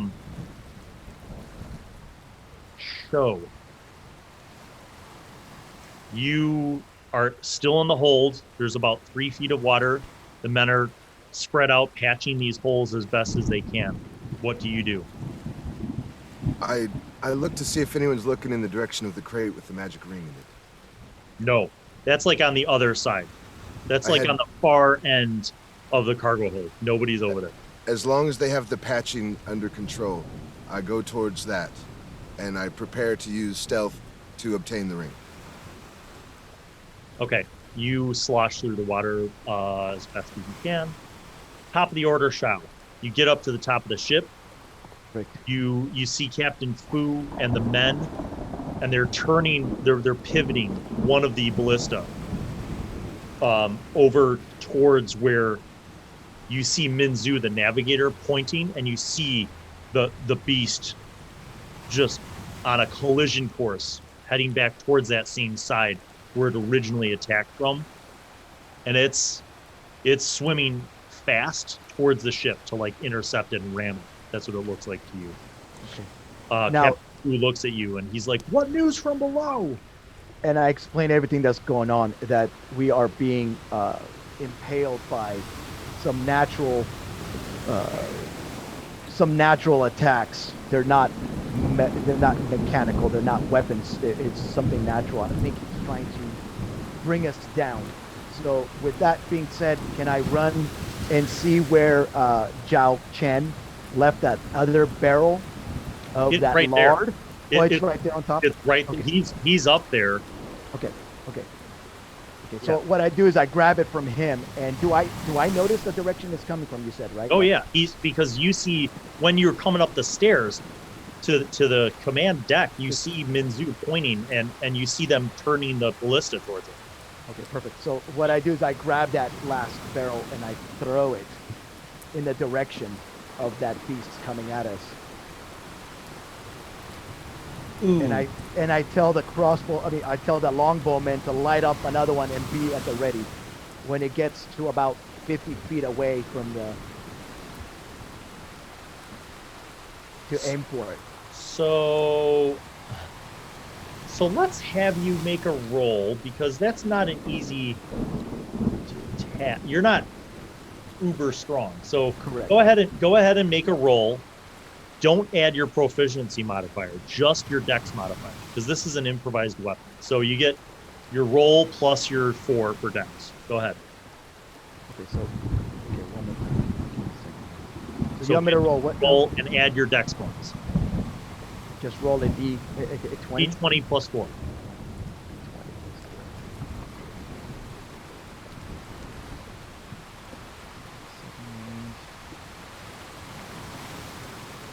Uh, 15. Okay, so it's good enough where you lob it out in the direction of where this thing is coming, but it's not. It's going to be a couple rounds before this happens, and you might not get the desired effect. Like, because this thing is coming, like, so the ship's going this way. Okay. The Leviathan kind of creature is kind of trying to smash into it from the side. Okay. Your barrel's kind of floating back. So you've got one round maybe where it might, if a flaming arrow hits it and it strikes true, you might get some flames splashing up on it. So okay, so could I anticipate the speed of the ship and throw it ahead of the ship instead, and then allow it to come back? Well, if you want to do that, then you don't throw it. So then Okay. in that case, you pick up the cask. You're going to run to the front of the ship. Okay, let's do that. I think that would make more sense. All right, Cade, you were in round 7 of wind. I think so. You're blasting the wind as hard as you can. The man on the rudder is trying to turn the ship again. Yeah, I'm trying to work with them going too. more south, so that the ballista has a more true shot. Yeah, I'll just work with them. So you funnel and shape the wind, and it blows into the sails, and the ship pulls forward again. The men all kind of adjust their positions very somberly, you know, as the storm's raging on. They all see this thing coming at them. They know it's been spotted. Everybody's, you know, got their stuff at the ready. Longbowmen ready, spears, harpoons, javelins. Everybody is ready for this thing. Cho, smash cut down to the flooding cargo hold. You are up by the farthest end. You see the chest that has the insignia of Captain Fu on it. I check for traps to see if anyone re-engaged a trap. Go ahead. I rolled a 12, but I'm not sure what to add to it. Your proficiency with thieves tools, so that would be a 14 15. plus your wisdom bonus. I don't have a wisdom bonus. Get a So seat in it's fine. school. It doesn't look like anybody's even touched it since you guys have been out. Good. Go to pick the lock. Okay. It's unlocked. Oh, we didn't relock it. I'm not saying that. I'm just saying that it's unlocked. Oh, Inspect to see if the ring's on board still. You mean you lift out the cloth? I lift out the and open cloth up and the see it bottom? and see if it's still in there. There's no ring in. Son of a... Now, you know that. You know that. Your character, Cho, knows that right now. Top of the order, Shao. Okay. I You mean, get to the front of the ship with your barrel. You see this thing coming now, and you realize if you chuck it over, your timing might be such that it will float back perfectly to an interception point where this great water serpent is. Okay. Go ahead and make another roll. Dex roll plus your, plus 4 bonus. So, Ooh, that is a 20. Hey. dirty 20. Dirty 20. All right. You lob it as far out as you can. It splashes in the water, and you see it floating, and you're like, oh yeah. Now, the only problem is you don't have a longbow with a flaming arrow, so you know that there's a guy on the other side who does. Do you want to burn a chi point and Yes. haul ass back? Absolutely. I You am get back cheating up. it up. You get back up, and you grab the longbowman who effectively shot the last oil cast for your brother, and he looks at you and he's like, "Weren't you just here a second ago?" Like he's, and so you point out where the oil cask is floating, and he Yes. grabs the little hooded lantern and brings it over, and he dips his arrow, and he's readying his longbow. Cade. Blowing some wind. I guess round 8. The men are all at the ready. The beast is moving faster. You see it's the wake behind it moving faster as if it's planning on ramming the ship. Show, you're in the cargo hold. Yes, I am. So, You I know sadly where... close the treasure chest. I close it up, Empty treasure and chest. I go up top and look for the Osari clan representative. Okay, you slosh your way through the water, which is now at about 4 feet of depth. You get up to the stairs. You make it up to the mid-deck level. You see the families basically packed, bags, clothes, everything, kind of waiting in their doorways. There's 2 crewmen who are kind of waiting to bring them up in case of emergency. You pass by them. I'm looking to see if anyone with access to the captain's things is missing. There's no guard. There's no one like hanging out. There's no guard outside of the captain's quarters.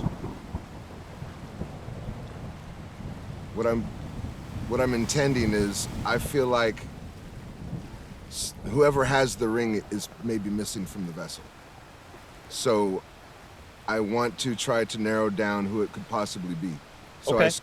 I start by looking for the representatives of the Osari clan that we know to be on board. All of the captain's top tier men, to see who... You know that all of the crew chiefs are literally above board. I mean, like you saw them up there. Everyone that you've seen so far that has been a regular member of the crew for the last few weeks, you have seen. Nobody's been eaten by monsters. Nobody's been fallen overboard that you know of. I mean, it's chaos. It's chaos, but everything seems to be intact and normal as far as the crew and everyone there. Yes. Because this could be a really awesome, huge, elaborate heist by someone. Because there's a lot of gold on this ship. True. So you're passing on your way up there. Top of the order, Shao Zhen. You see the beast is at the critical moment, and your man is ready. He's got his arrow lit. Yeah. Let it loose. Buy us some time before it comes at us.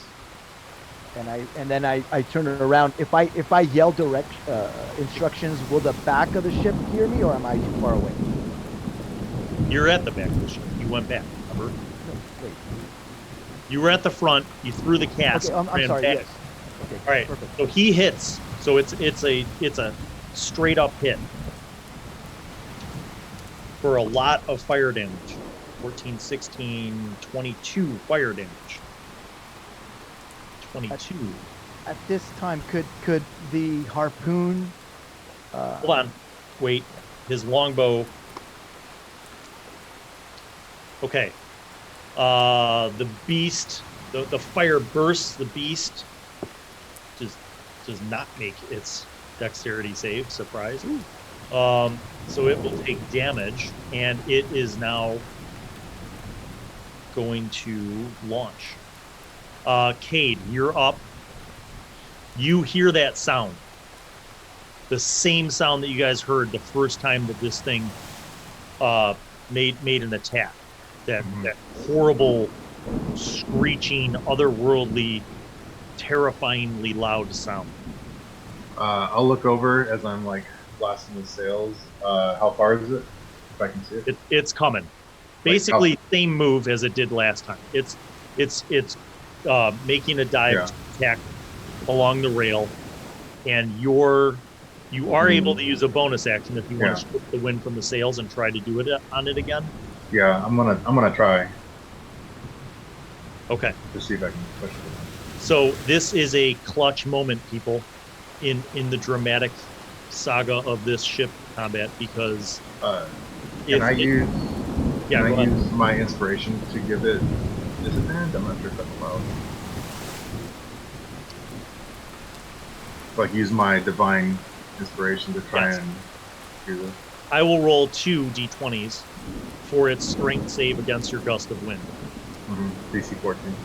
And I will take. Oh my god! Oh my! You lucky bastard! All right, so you once again, you're like no, and you turn and you pivot and you blast the wind into this thing as it's coming up, and it again, instead of going on an arc of death to the ship, it goes. You blow it up more vertically, preventing its momentum. Belly exposed. Shoot it now! Belly exposed. And the man on the ballista, you hear Captain Fu go, fire! The man on the ballista, 17. Yes! Oh my god! Kill this overgrown fish. I want a souvenir. Oh wait, I have one. I want sushi. Sushi for everyone. 40 damage, and it has to make a poison saving throw. Hold on. So 40, hold on. This is a lot. 40 damage. Let the man work. 40 damage from the ballista, and the poison saving throw. Fail. Actually, that might be a failure. I think it is. With its con bonus, which should be high. Well, its con bonus is 4, so that would be a 12. But I'm pretty sure that the poison that Shao concocted is a higher DC. I believe it is. So 8 plus 4 is 12. +2. Yeah, so it's going to take poison damage as well. Nope, wrong dice. Whole bunch of variety of poison. Okay, the men. I'm going to get out of this screen because it's just easier. The men who see the underside of this sucker just start wailing on it, right? 2 hits. 1 more hit. That's 3 total. 4, 5 total. Yes. For 22 more damage. This brings us to Zhen. You get up to the basically you get up to the deck in utter turmoil and hardcore battle. You see the belly of the beast. It's like a flashback. You see your brother Cade just like and like funneling just pure raw elemental energy of air to blast him back. And you see like everybody with a harpoon and spear throwing everything they have at this thing. It's fire. There's like a huge harpoon sticking into it. The beast itself is making this terrifying scream. How close is it to the rail?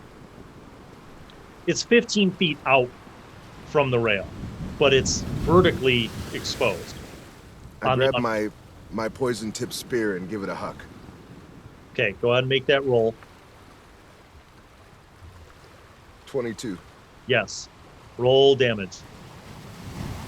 Instead of D6, right? D6. It's 4. Plus my dex is 7. 8. Oh, 7. All right. It fails its con save. Roll another 2d6 for the poison damage. Nice. 7. Good God. Okay. Top of the order, Shao Zhen. Okay. God, this thing is so many hit points. All right, I see an opportunity. I think I'm going to do some crazy Shao Zhen monk stuff, I think, on this one. I try to close the distance to where it's at. How close can I get to it? I mean, how close can I get to that railing area where I can... It's 15 feet off the rail. So it's 15 feet back.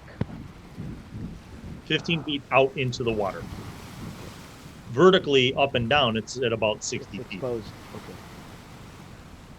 Can I... By Shao Zhen monk things, are you saying that you're going to jump off the rail, double kick it, and bounce back? Is that what you're saying you're going to... I don't know. I think I still have that poison tip spear. Oh. And I'm thinking of maybe doing a matrix thing where I double tie myself off and I anchor myself to the mast and then maybe leap up, hit the rail, hit the rail and come up double-handed and just go and just lob it right in it. Oh. And then flurry of blows right after. I don't know. I think that's something that makes sense to do because I think it's hurt. I mean, from all the damage that it's acquired, I mean, do I have a tendency that I know that it's at a weakened state? Obviously. No, you have no idea because no you've idea. never seen anything this large or terrifying in your entire life. This is the stuff of like fairy tales. Okay. Like this is why the people of Sacura don't leave Sacura. Thing of nightmares. Well, Yeah. I think This is a sea monster, and it's worse than you could have imagined. Okay, so could I attempt this? Just be ready to heal me, Cade. You can attempt Right. anything you want. I think we're gonna go with that style All right, of so attack. You're gonna make 2 things. You're gonna make an acrobatics roll, and Yes, then sir. an attack roll. Okay, acrobatics roll. It's a 26. More than good enough. You propel yourself off in an epic fashion. Now make the And attack I'm roll. double-handed clutch of this spear, and then I roll 19. Okay, that is a hit. Because you're using it two-handed, I'm going to say that you can roll a D8 instead of D6 for the damage. Perfect. So add that in. All right, give me 1 second. Switch You screens. don't get to add in your dex bonus, though, because this I is a understand. strength attack. That's a 5 points of that. Okay. And then That- did you want to use your chi to take an additional couple kick attacks or something with your flurry of blows? Absolutely. Absolutely. Okay. So I'm going to go ahead And just burn look the at him chi- kicking the crap out of this thing out in the mid. He's That's finally awesome. getting some action. Okay, so I rolled a 17. Yep. Okay, and those are unarmed strikes. So that's a D4 plus 4, yes? Yes. So bludgeoning. I have plus 5 for that. Very good. And remember, that spear is poisoned, so. It makes it save. Okay. So roll 2d6. It will take half of that damage. Okay, 2d6. The first one is a 5, and the second one is a 10, so that's 15 total. So it will take 7. All right.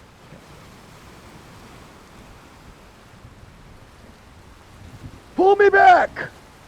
No, your second kick, like in your flurry of blows, is like a kick off. So you kind of bounce back and flip back on the ship. Okay. It is My now brothers Cade. are badasses. Cade, are you continuing to blast this thing away from the ship? Yep, another strength saving throw. It does get another strength save. This one it just succeeds. I rolled an 8. It is a plus 7, so it's got a 15. Yep. Oh, wait a minute. It has disadvantage because it's poison. Hold on. Oh, shit. All right. Well, I rolled an 8 and a 12, so the 8 still succeeds. So it's not coming closer, but you're not pushing it away. It's kind of vertically going up again and kind of hitting the apex of its momentum before it falls. It's kind of mid-area. Do I notice if it has a shaved tusk or a shaved tail? No, you don't see any hard protrusions from this thing at all. Separate beast. The men are going to take advantage of this opportunity. 2 more hits. 2 misses. 1 more hit. 5.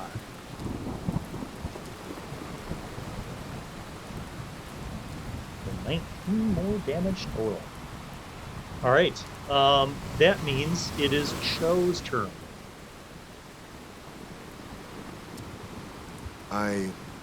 At this point, I believe we're just about out of spears. We have 1 large trajectory left, 1 bolt. They are reloading that. They are reloading. I have 1 portion of poison remaining. What is the beast doing at this moment? Is it retreating or is it still in the air? It's in the air and it's about to fall back. Okay, 1 more throw with the spear. Okay. Poison. Last using my last portion of poison. 19. That's a hit. Do it up. 10 on the die, plus 3.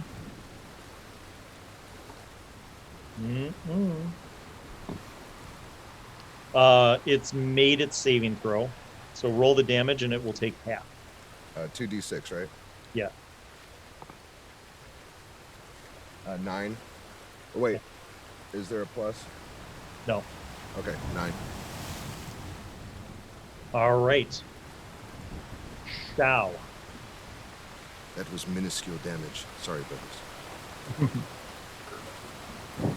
Not to worry, brother. I think it's on this last leg. And Don't say that. so I stand up from the reaction of me flipping backwards and landing on the deck. I turn around and I look at Captain Fu. We need to use the last of the harpoon on this before it descends back into the water. And I think that's that.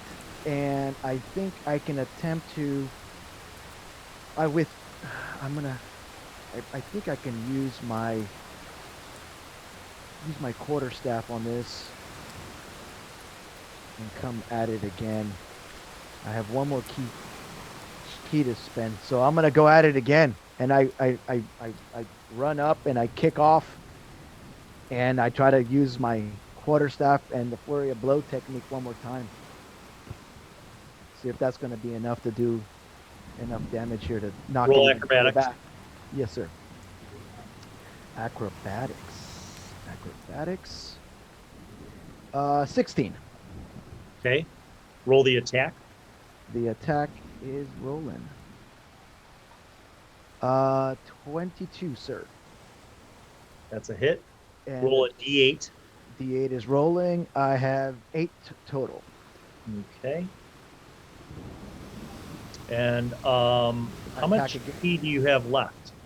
This is the last one. Okay. You want to make your unarmed attacks? Yes. Bring back. Yes, I would do that. Ooh, 26. That hit, I guess. Unarmed strike again, and the bludgeoning goes to 7 total. And I burned my last of my key point.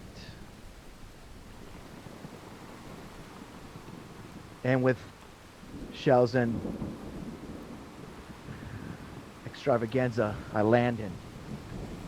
Knee down, fist down, and then I look up to see if anything happened. This round is falling back into the ocean. And if you remember the size of this thing, when it falls back into the ocean, it makes quite a big displacement of water. Yes, sir. Cade, And I'm far. Sorry. well, and I know you flop back onto the deck. Am I far away from the railing so I don't fall into the wake? Right. Cade, you're at a position where you can continue to push the water and channel it down, like you did before. Yep. And you're doing it. You do that. It fails its saving throw, so you actually push it back further into the water and push some of that water displacement away from it. Okay.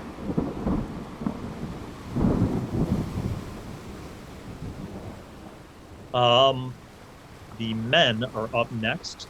Everybody takes a last shot, trying to hit this thing.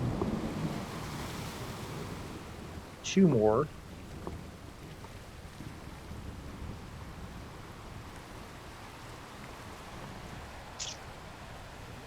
Which brings us to the beast. The beast spends all of its remaining rounds just diving. Shao, you are up. I tell my brothers, I feel that while we have it injured, I don't believe we can kill it. I think that we need to get some distance between it.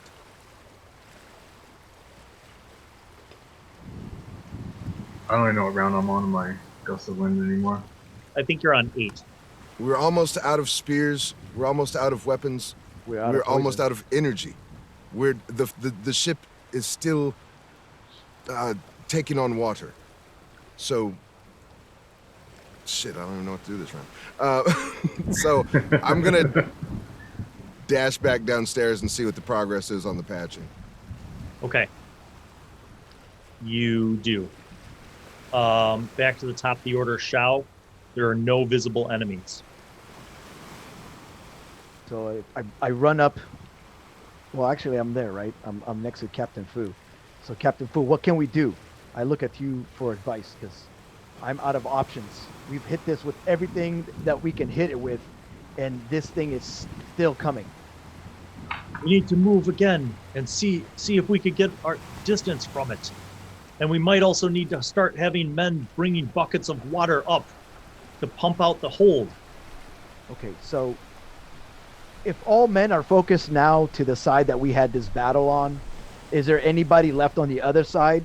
Yes, but remember that half dozen men went down below to start catching things. So Captain Fu tells you to take 3 men from each side. And I do that. And to go down with buckets. And he tells you that there are buckets in the mess hall. So you gather 3 men from each side. The rest of the men spread out with what little spears are left and arrows that haven't been used up. And you guys start heading down. Cade, you do not see this thing, so I'm assuming that you're going to return your to the I'm going to blast the sails. Okay, you do. And the ship kind of moves. Again, it kind of picks up that wind and starts moving away now a little bit further south and getting away some distance from that. Shao, you are up again. You have arrived, and there's 4.5 feet of water in the cargo hold. They are trying to patch the water, but it's the puncture holes had such high levels, high volumes of water blasting through that the patching is going very, very slowly. It's more just like slowing down the amount of water rather than preventing the water from coming in.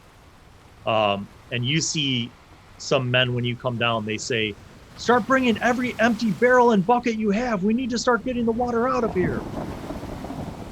Yeah, I assist in the effort to start getting the water out. Okay. Back to Shao. So at this point, we're going to go out of initiative order, and I will explain to you narratively what's happened. There are no more attacks. The great sea creature has retreated. There are no more tusks poking through the bottom of the ship. And after a few minutes of safety, basically the guys that Shao Zhen brings down and Shao, all of you guys basically are helping the crew bring these buckets and casks and barrels of water up and dumping them out overboard and just you're basically fighting a losing battle, but at least you're fighting, right? You're keeping the ship afloat. Min Zhu goes over to you, Cade, and he's like, "Do you have any other powers that could help us with either the wind or perhaps anything else that would help keep the ship afloat and keep it moving?" The only thing I have that I could really do is mold earth, but that's with dirt. I don't think it would help with like the pitch or anything. He says, "It is hard to tell because we went off course several times, but I think we're still heading south, and if we can resume a westerly route, we should still be able to head in the direction of Nisia." I can't summon. I'll tell him I can't summon any more wind. Can you pray to your gods or whatever powers you have to recuperate them? If we could keep the ship going, we could get closer to the islands with some hope that maybe we could make it to a harbor in time. I shall pray to the moon. And Minzu, as you're standing there, he yells up to Captain Fu and he says, "Captain, I must recalculate our course. It's too hard to tell where we're at." And Captain says, "I'll try to keep the ship on a course that we're going to similarly." And the storm is still raging down. Rain is still pouring all over. As you guys work through the night, you basically, like, you and the men are constantly just passing buckets up, and you have like a whole chain going with every crew member that's available who isn't manning, the masts, and which is a pretty skeletal group of people. You guys work the entire night to just keep the water at like 4 feet. The captain at a certain point is in a crucial decision because the ship's going to keep taking on water unless you dump something, unless you remove some of the weight. So his decision is that somehow we have to unload some of the cargo. The problem is that the majority of the cargo is the big crates that are owned by the Osari clan. And you could tell that Captain Fu is very worried about throwing the Osari clan's cargo overboard. That this is not a decision that he takes lightly. But at the same time, it's a question of whether the ship could make it to harbor or not. How far were we like originally from You guys were about, Island. before the storm came, you were only about 2 days away from Nisia. And we've gone through the night, so then maybe a day. Maybe. Can I ask a question? Yeah. How many boats do we have on hand? There's only two boats. And how many crew members do we have enough for to fill both boats? No. Those boats hold 8 people each, And how many of us are there total? including the families, Way Yes. more than that. about 40. Oh God.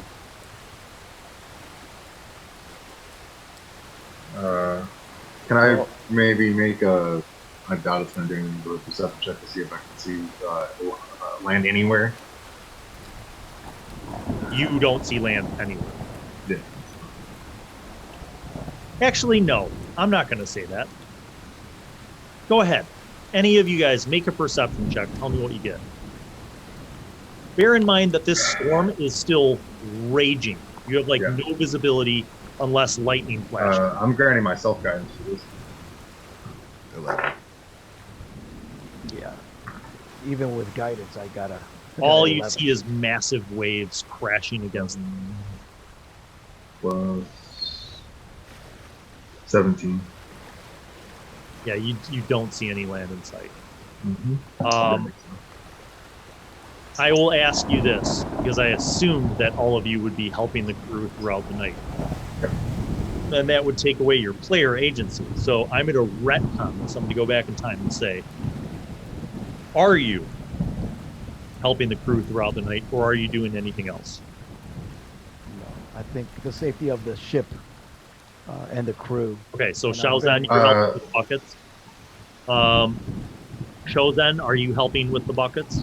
I am, but every moment I have to sneak away, I want to break into some of the cargo and see if there's disposable items that I can get rid of.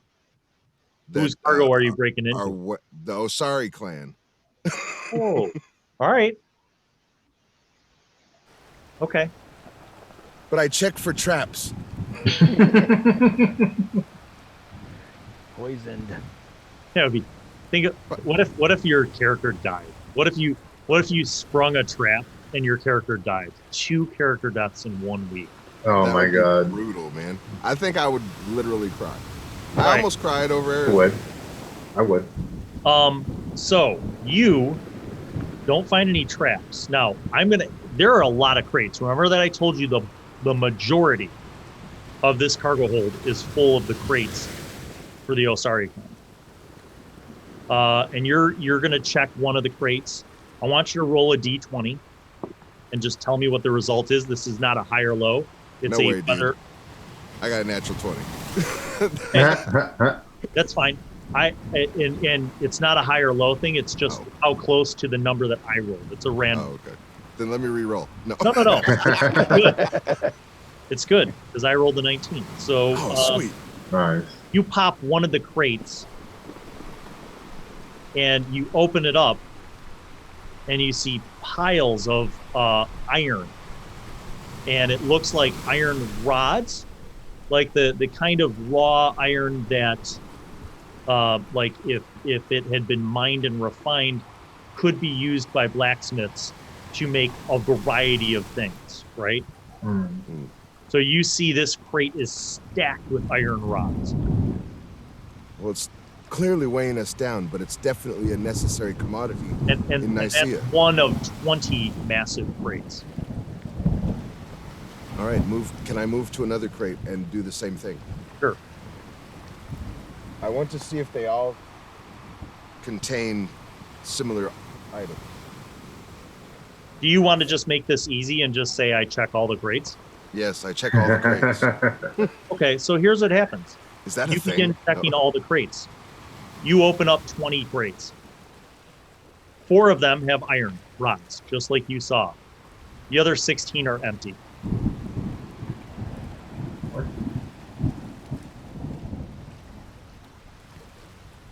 In the empty crates, if I reach in with my hand, do I feel anything that might be invisible? Just an empty crate. No. There's water though. Remember that the water's the water's flooded the bottom of these crates at this point. Are they floating? The empty crates, are they floating in the water? No. Remember that they're secured. They're strapped. They're strapped. So they're roped in, but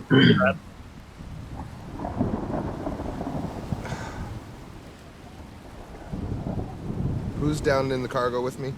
fuck everybody, dude. Everyone. There's dudes. There's a fireman line of buckets being passed up. Like, okay, the men are working as fast as they can to get. I let everyone know what I water. find. I let everyone know what I find and see if anyone has any ideas. A lot of the crew people are like, "Wait, what? What the?" And they're shouting and they're like, "What is this? We should talk to Captain Fu." And like, this kind of like stalls out some of the bucket process. And then a couple of the other guys are like, keep going with the buckets. We'll talk to Captain Fu later. We're gonna drown if you guys don't hurry up. And they're like angry and they're kind of like bickering, but they still keep the buckets going. I'll use my Cade. dash. Oh, sorry. Hey, what do you do? I need to know if you were down here helping or if you were trying to rest or what. Yeah. So I talked to Captain Fu and I told him if I can rest, I can recover my power and help way more. Well, so Captain Fu is busy, but Minzu, whoever, he's like, yes, do whatever you must. Yeah. Okay, so I'll do that. So I'll do that, and what that's gonna allow me to do is like choose new spells now, and so I will have Gust of Wind back. I'll have 3 slots for that, and I'm also gonna have 4 slots to use create or destroy water, so I can help get some water out of there. Excellent. And so let me read that spell. That's awesome. While you're prepping that, so your rest is going to be through the night. Yep. Okay. Yep. Brother Cho, you discovered this. I'm assuming you share this with your brother, so you guys know that the majority of these crates are actually empty. There are iron rods in 4 of them, which do weigh a lot. And you wanted to go tell Captain Fu? Yes, I want to use my dash action to get to Captain Fu quickly. You get up to Captain Fu. Captain Fu is up at the helm.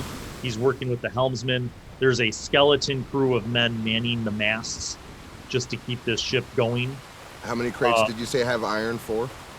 4 out of 20. Captain Fu, I have made a discovery. Below deck, in the cargo hold area, there are 4 giant crates filled with iron, and there are 20 crates that are completely empty. These are unnecessary weight. What? Yes, something... How could this be? It appears to me that someone has some other motives. Make a insight roll. 16. Captain Fu's confusion seems very genuine to you. And he's like, this is very odd. He's like, Lin Shu, man the helm. And he turns to you and he goes, show me. And he follows you back down, and you guys wade through the water, and one by one, he looks up over the crates, and you show him, and he's like, he seems bewildered. He's like, how is that possible? I don't understand. Why would they pay us to make this perilous task? And you see, he's just like befuddled. Captain, how well do you know the Osari clan? I've worked for them for, as I said, for many years now. Made this journey and earned their trust many times over. They finance my mission. I feel that we are their scapegoat on this mission. I don't understand. Why would they do this? This ship is worth more than 4 paltry crates of iron. Do I notice anything about the iron other than it just looks like standard, regular old iron? Yes, correct. Shao Zhen, you were there as well. The men are still working tirelessly. Some of the men are like, Captain Fu, what's going on? Why are these crates empty? And he's like, I don't know. Keep working. he's like, work like your lives depend on it, because you fools will be at the bottom of the sea if this ship keeps on taking water. I'm a little concerned, but I stick to the task and help with the water, because there's really not much we can do here. Unless Captain Fu says to throw out the iron crates. That's the only thing I'm going to focus on. He does. Okay. He says, I don't know what the value of this is, but it's certainly not worth More valuable than our lives. He goes, some of you men begin carrying these rods up to the upper deck and toss them over. He's like, any weight that we can remove will help us. So that the men are like, oh, and they start passing these rods up, and they're doing that. So this continues throughout the night. Unless there's anything specific other than throwing the rods over and emptying out water, you guys are doing that, I'm assuming, all night long. Cade, you're sleeping. What spells and are you going to choose to have prepared? Definitely switching in Grater to store water on my first level. We'll get rid of Cure Wounds. And then I don't think I'm going to switch anything for second level. Cure Wounds is important. I still got Healing Word, man. I'm a little reckless, remember? Oh, I know. You know what? I'm going to get rid of one of my other hold person, and I'm going to get Skywrite in, just in case. But yeah, so with Destroy Water, I can destroy a 30-foot cube within range of water. And I can do that 4 times. That's fog. You can destroy up to 10 gallons of water at a time. Oh, it is fog. Yep. Thank you. So I can destroy 40 gallons, and then I can also use Gust of Wind 3 more times, or 2. I'm going to use it 2 more times. Okay. So let's say that morning comes. Mm-hmm. You brothers who worked through the night, as well as the crew, have 1 level of exhaustion now. Cade, you wake up, you meditate upon your powers, and it is dawn. The sun is coming up, and that allows you to have some sense of direction. But the storm has not let up. Right. The storm, if anything, is possibly even more violent and turbulent. The water has not gotten worse. You guys have literally kept it at bay by working through the night and by unleashing the iron rods. There's no breakfast. Everybody's working through the exhaustion. People pass, fresh water skins around for you guys to stay hydrated. That's about it. Cade, you have completed your meditations, and you feel like your spells are at hand. What do you do? First, I'll go downstairs, and I will... Okay. Shao and Shao, you see your brother Cade come downstairs. Good morning, brother. I wish I could say it was good, brother, but I'm going to try and help a little bit. And Cade, what you didn't know is that through the night, crates were opened and things were tossed overboard. When you go down, though, you do see that the top lid of every one of the big crates is off. Mm-hmm. And they've actually used some of those to help patch things.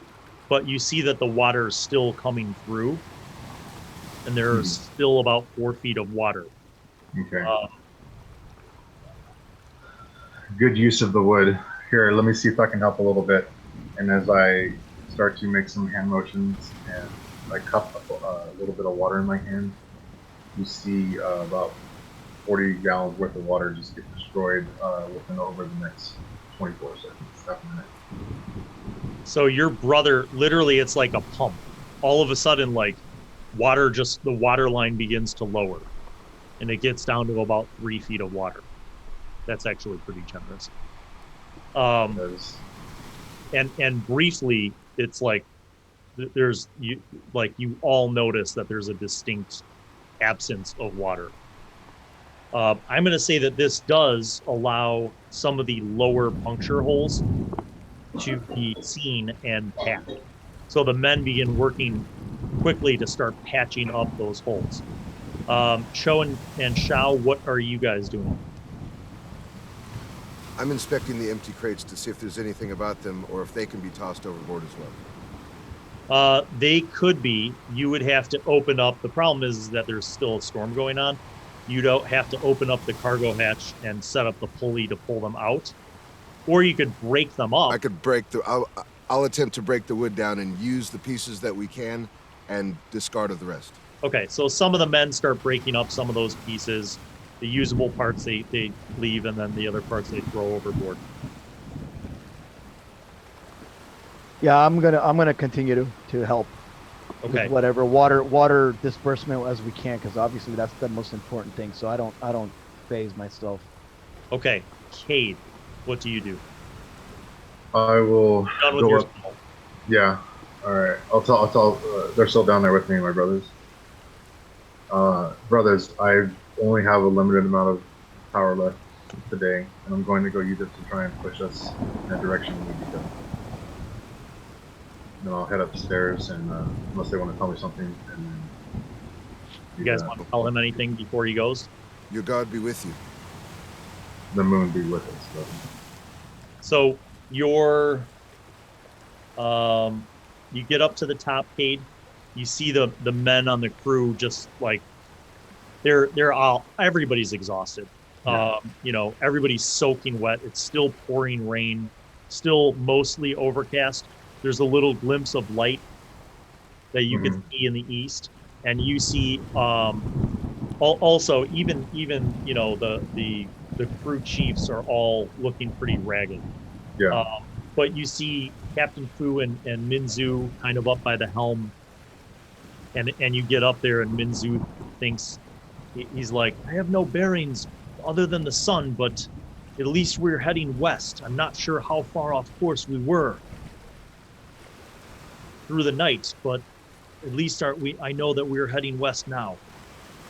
Well, as long as we're going in the right direction, I can use a little bit more power to push us for just only a little bit in that direction. And Captain Fu says, anything that you can do is appreciated. We threw out much of the heavy cargo last night, as much as we could throw overboard. It's a gamble, but hopefully the ship can stay afloat.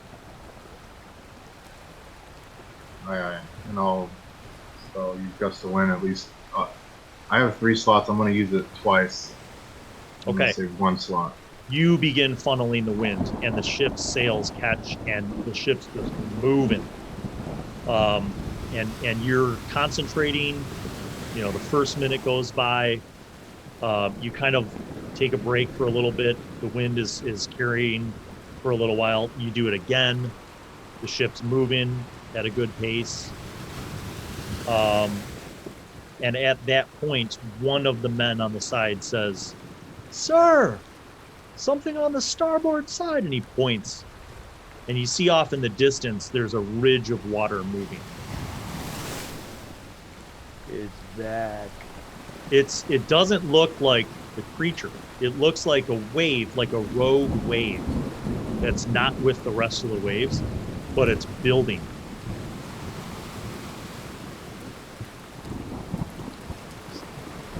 So, Bill, I have a question. So, this is our last day for the approach to Nisia, correct?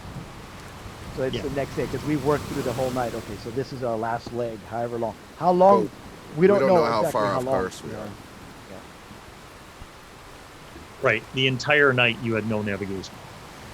No stars, no compass. There was no, the storm and the encounters threw you guys off course. So you're moving as fast as you can, and this wave is somehow getting bigger. And it's I imagine I can see it since I'm on deck. yes, you can. Make a nature check. Okay.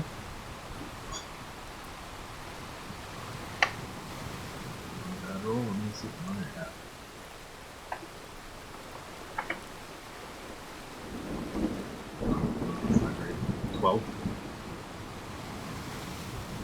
it just looks like a rogue wave. But it's odd because all the other waves that you guys are, you know, that are like even with the storm from what you can see, this one, when the lightning flashes, it just seems to be like getting bigger and bigger. I'll point it out to Captain Fu or whatever officer's on deck. Yeah, you point it out, and Captain Fu's like, turn, and he's like, we're gonna get capsized, and the guy on the helm is like flipping it around, and I'll use my last gust of wind too, just to jet us out of there. Hopefully. Okay. You begin doing that. The wave. Make another perception check. That's a lot better. Oh, perception check. That's gonna be great. 24. There's something swimming with the wave. Like, you see this wave building up in the middle of the wave. Like, you know how like a surfer rides a wave? Okay. But they're not surfing. It's like something's body surfing with the wave. And it's not big. It's like a humanoid. It's like a speck in the distance. Did I see that before I started casting the spell? No, sure, you just see it. Cast it. Like as they're turning the ship and you're focusing on the wind, you like look over your shoulder at this big like wave that's following you, and you see, you're like, what the? And it looks kind of humanoid-ish. Yeah. I'll shout out, what the hell is that? Captain Fu pulls out his long glass and he's looking out there, and he goes, my God, that rogue wave is going to capsize us. And he yells down to one of the crew and he says, tell everyone down there to brace for impact, brace for impact. And the crewmen run downstairs and you hear them yelling, brace for impact, brace for impact. And the people and the families are bracing. Cho and Shao, you guys are below deck, and you hear two men yelling from up there. He goes, rogue wave, brace for impact, get up here. And the men are like, oh crap. And they're, you know, and they're all kind of like splashing through the water in the cargo hold. Make our way up. Yeah. I'm dashing in between the men so I can get up there quick and see what's happening. You pass by the families, and you see your sister and your mother in their room, and they're like, what do we do? What? And they're just not like, over yet. Okay. You guys get up to the top of the deck. Cade, you see this wave getting bigger and closer. As I'm trying to push us out of the way. You do. You steer the wind, and the helmsman steers, and it's almost like this wave is chasing you guys.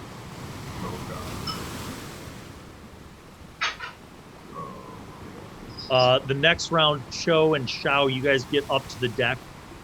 The storm is still fierce. The ship is steered south, and it's trying to get away from this wave. And you see Captain Fu looking at it, and he's calling everybody to tie off. Tie off, brace yourself for capsize.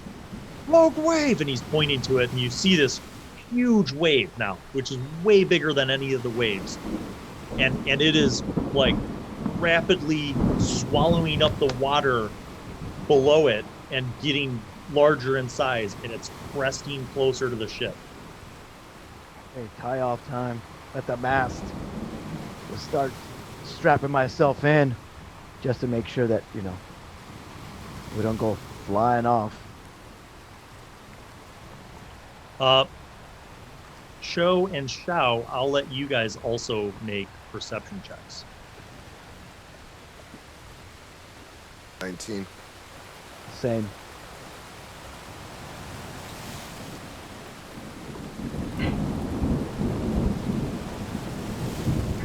You see someone effectively body surfing. Like, you see like their head and arms and their torso.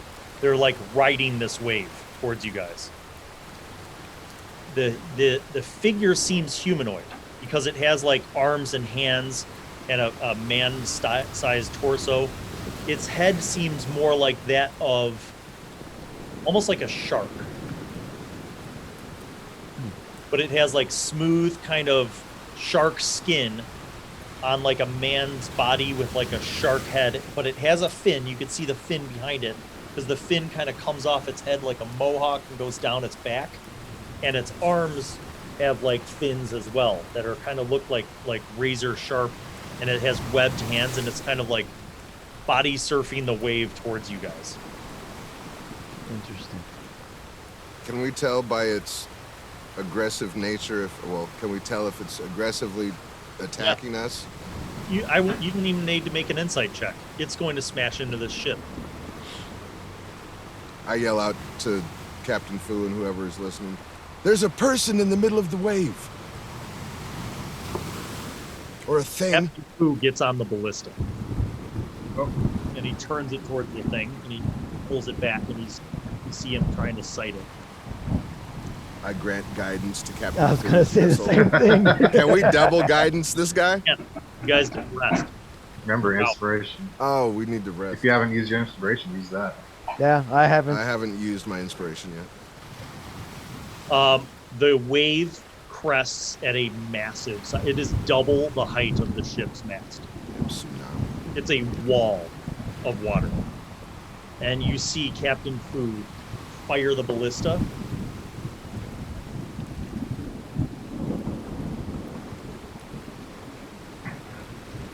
Come on, Captain The Fu. ballista hits. So this is what happens. As the wave, now it's only like 60 feet away, right? And you see this figure more clearly and like more ominously, like riding the wave towards you as it stretches out its arms. The wave gets bigger. And then a ballista hits this thing in the chest and knocks it back into the wave. And the wave collapses on the ship. Oh my god.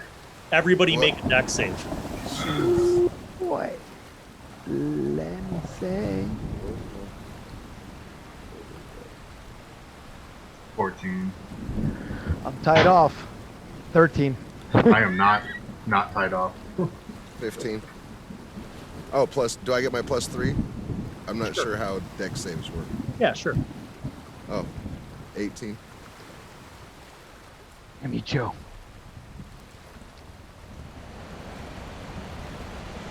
The ship literally begins to turn end over end. The water from underneath it is almost sucked out, and the ship just begins to turn. And when it's about halfway, and you guys are like literally almost vertical now, the wave crashes over the ship and rolls it. You hear, the last thing you hear is just the roar of epic amounts of water, the cracking and splintering of the entire ship, and everything turns to darkness. And that is where we'll end this episode of High Adventure, everybody. Tune in next time. Make sure that you like and subscribe so you don't miss a single episode. Peace out.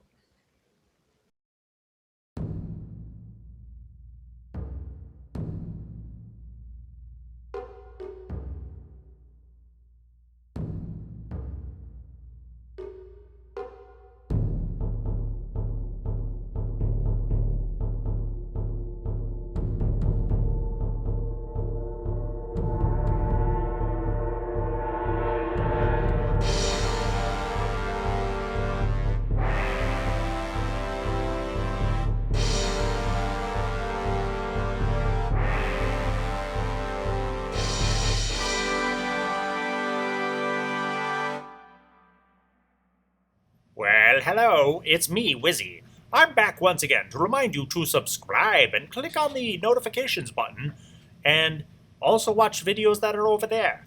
And then don't forget to tune in to the next episode of whatever show you were just watching, and crafting videos and DM tips and pro tips for vlogging and all sorts of gaming things.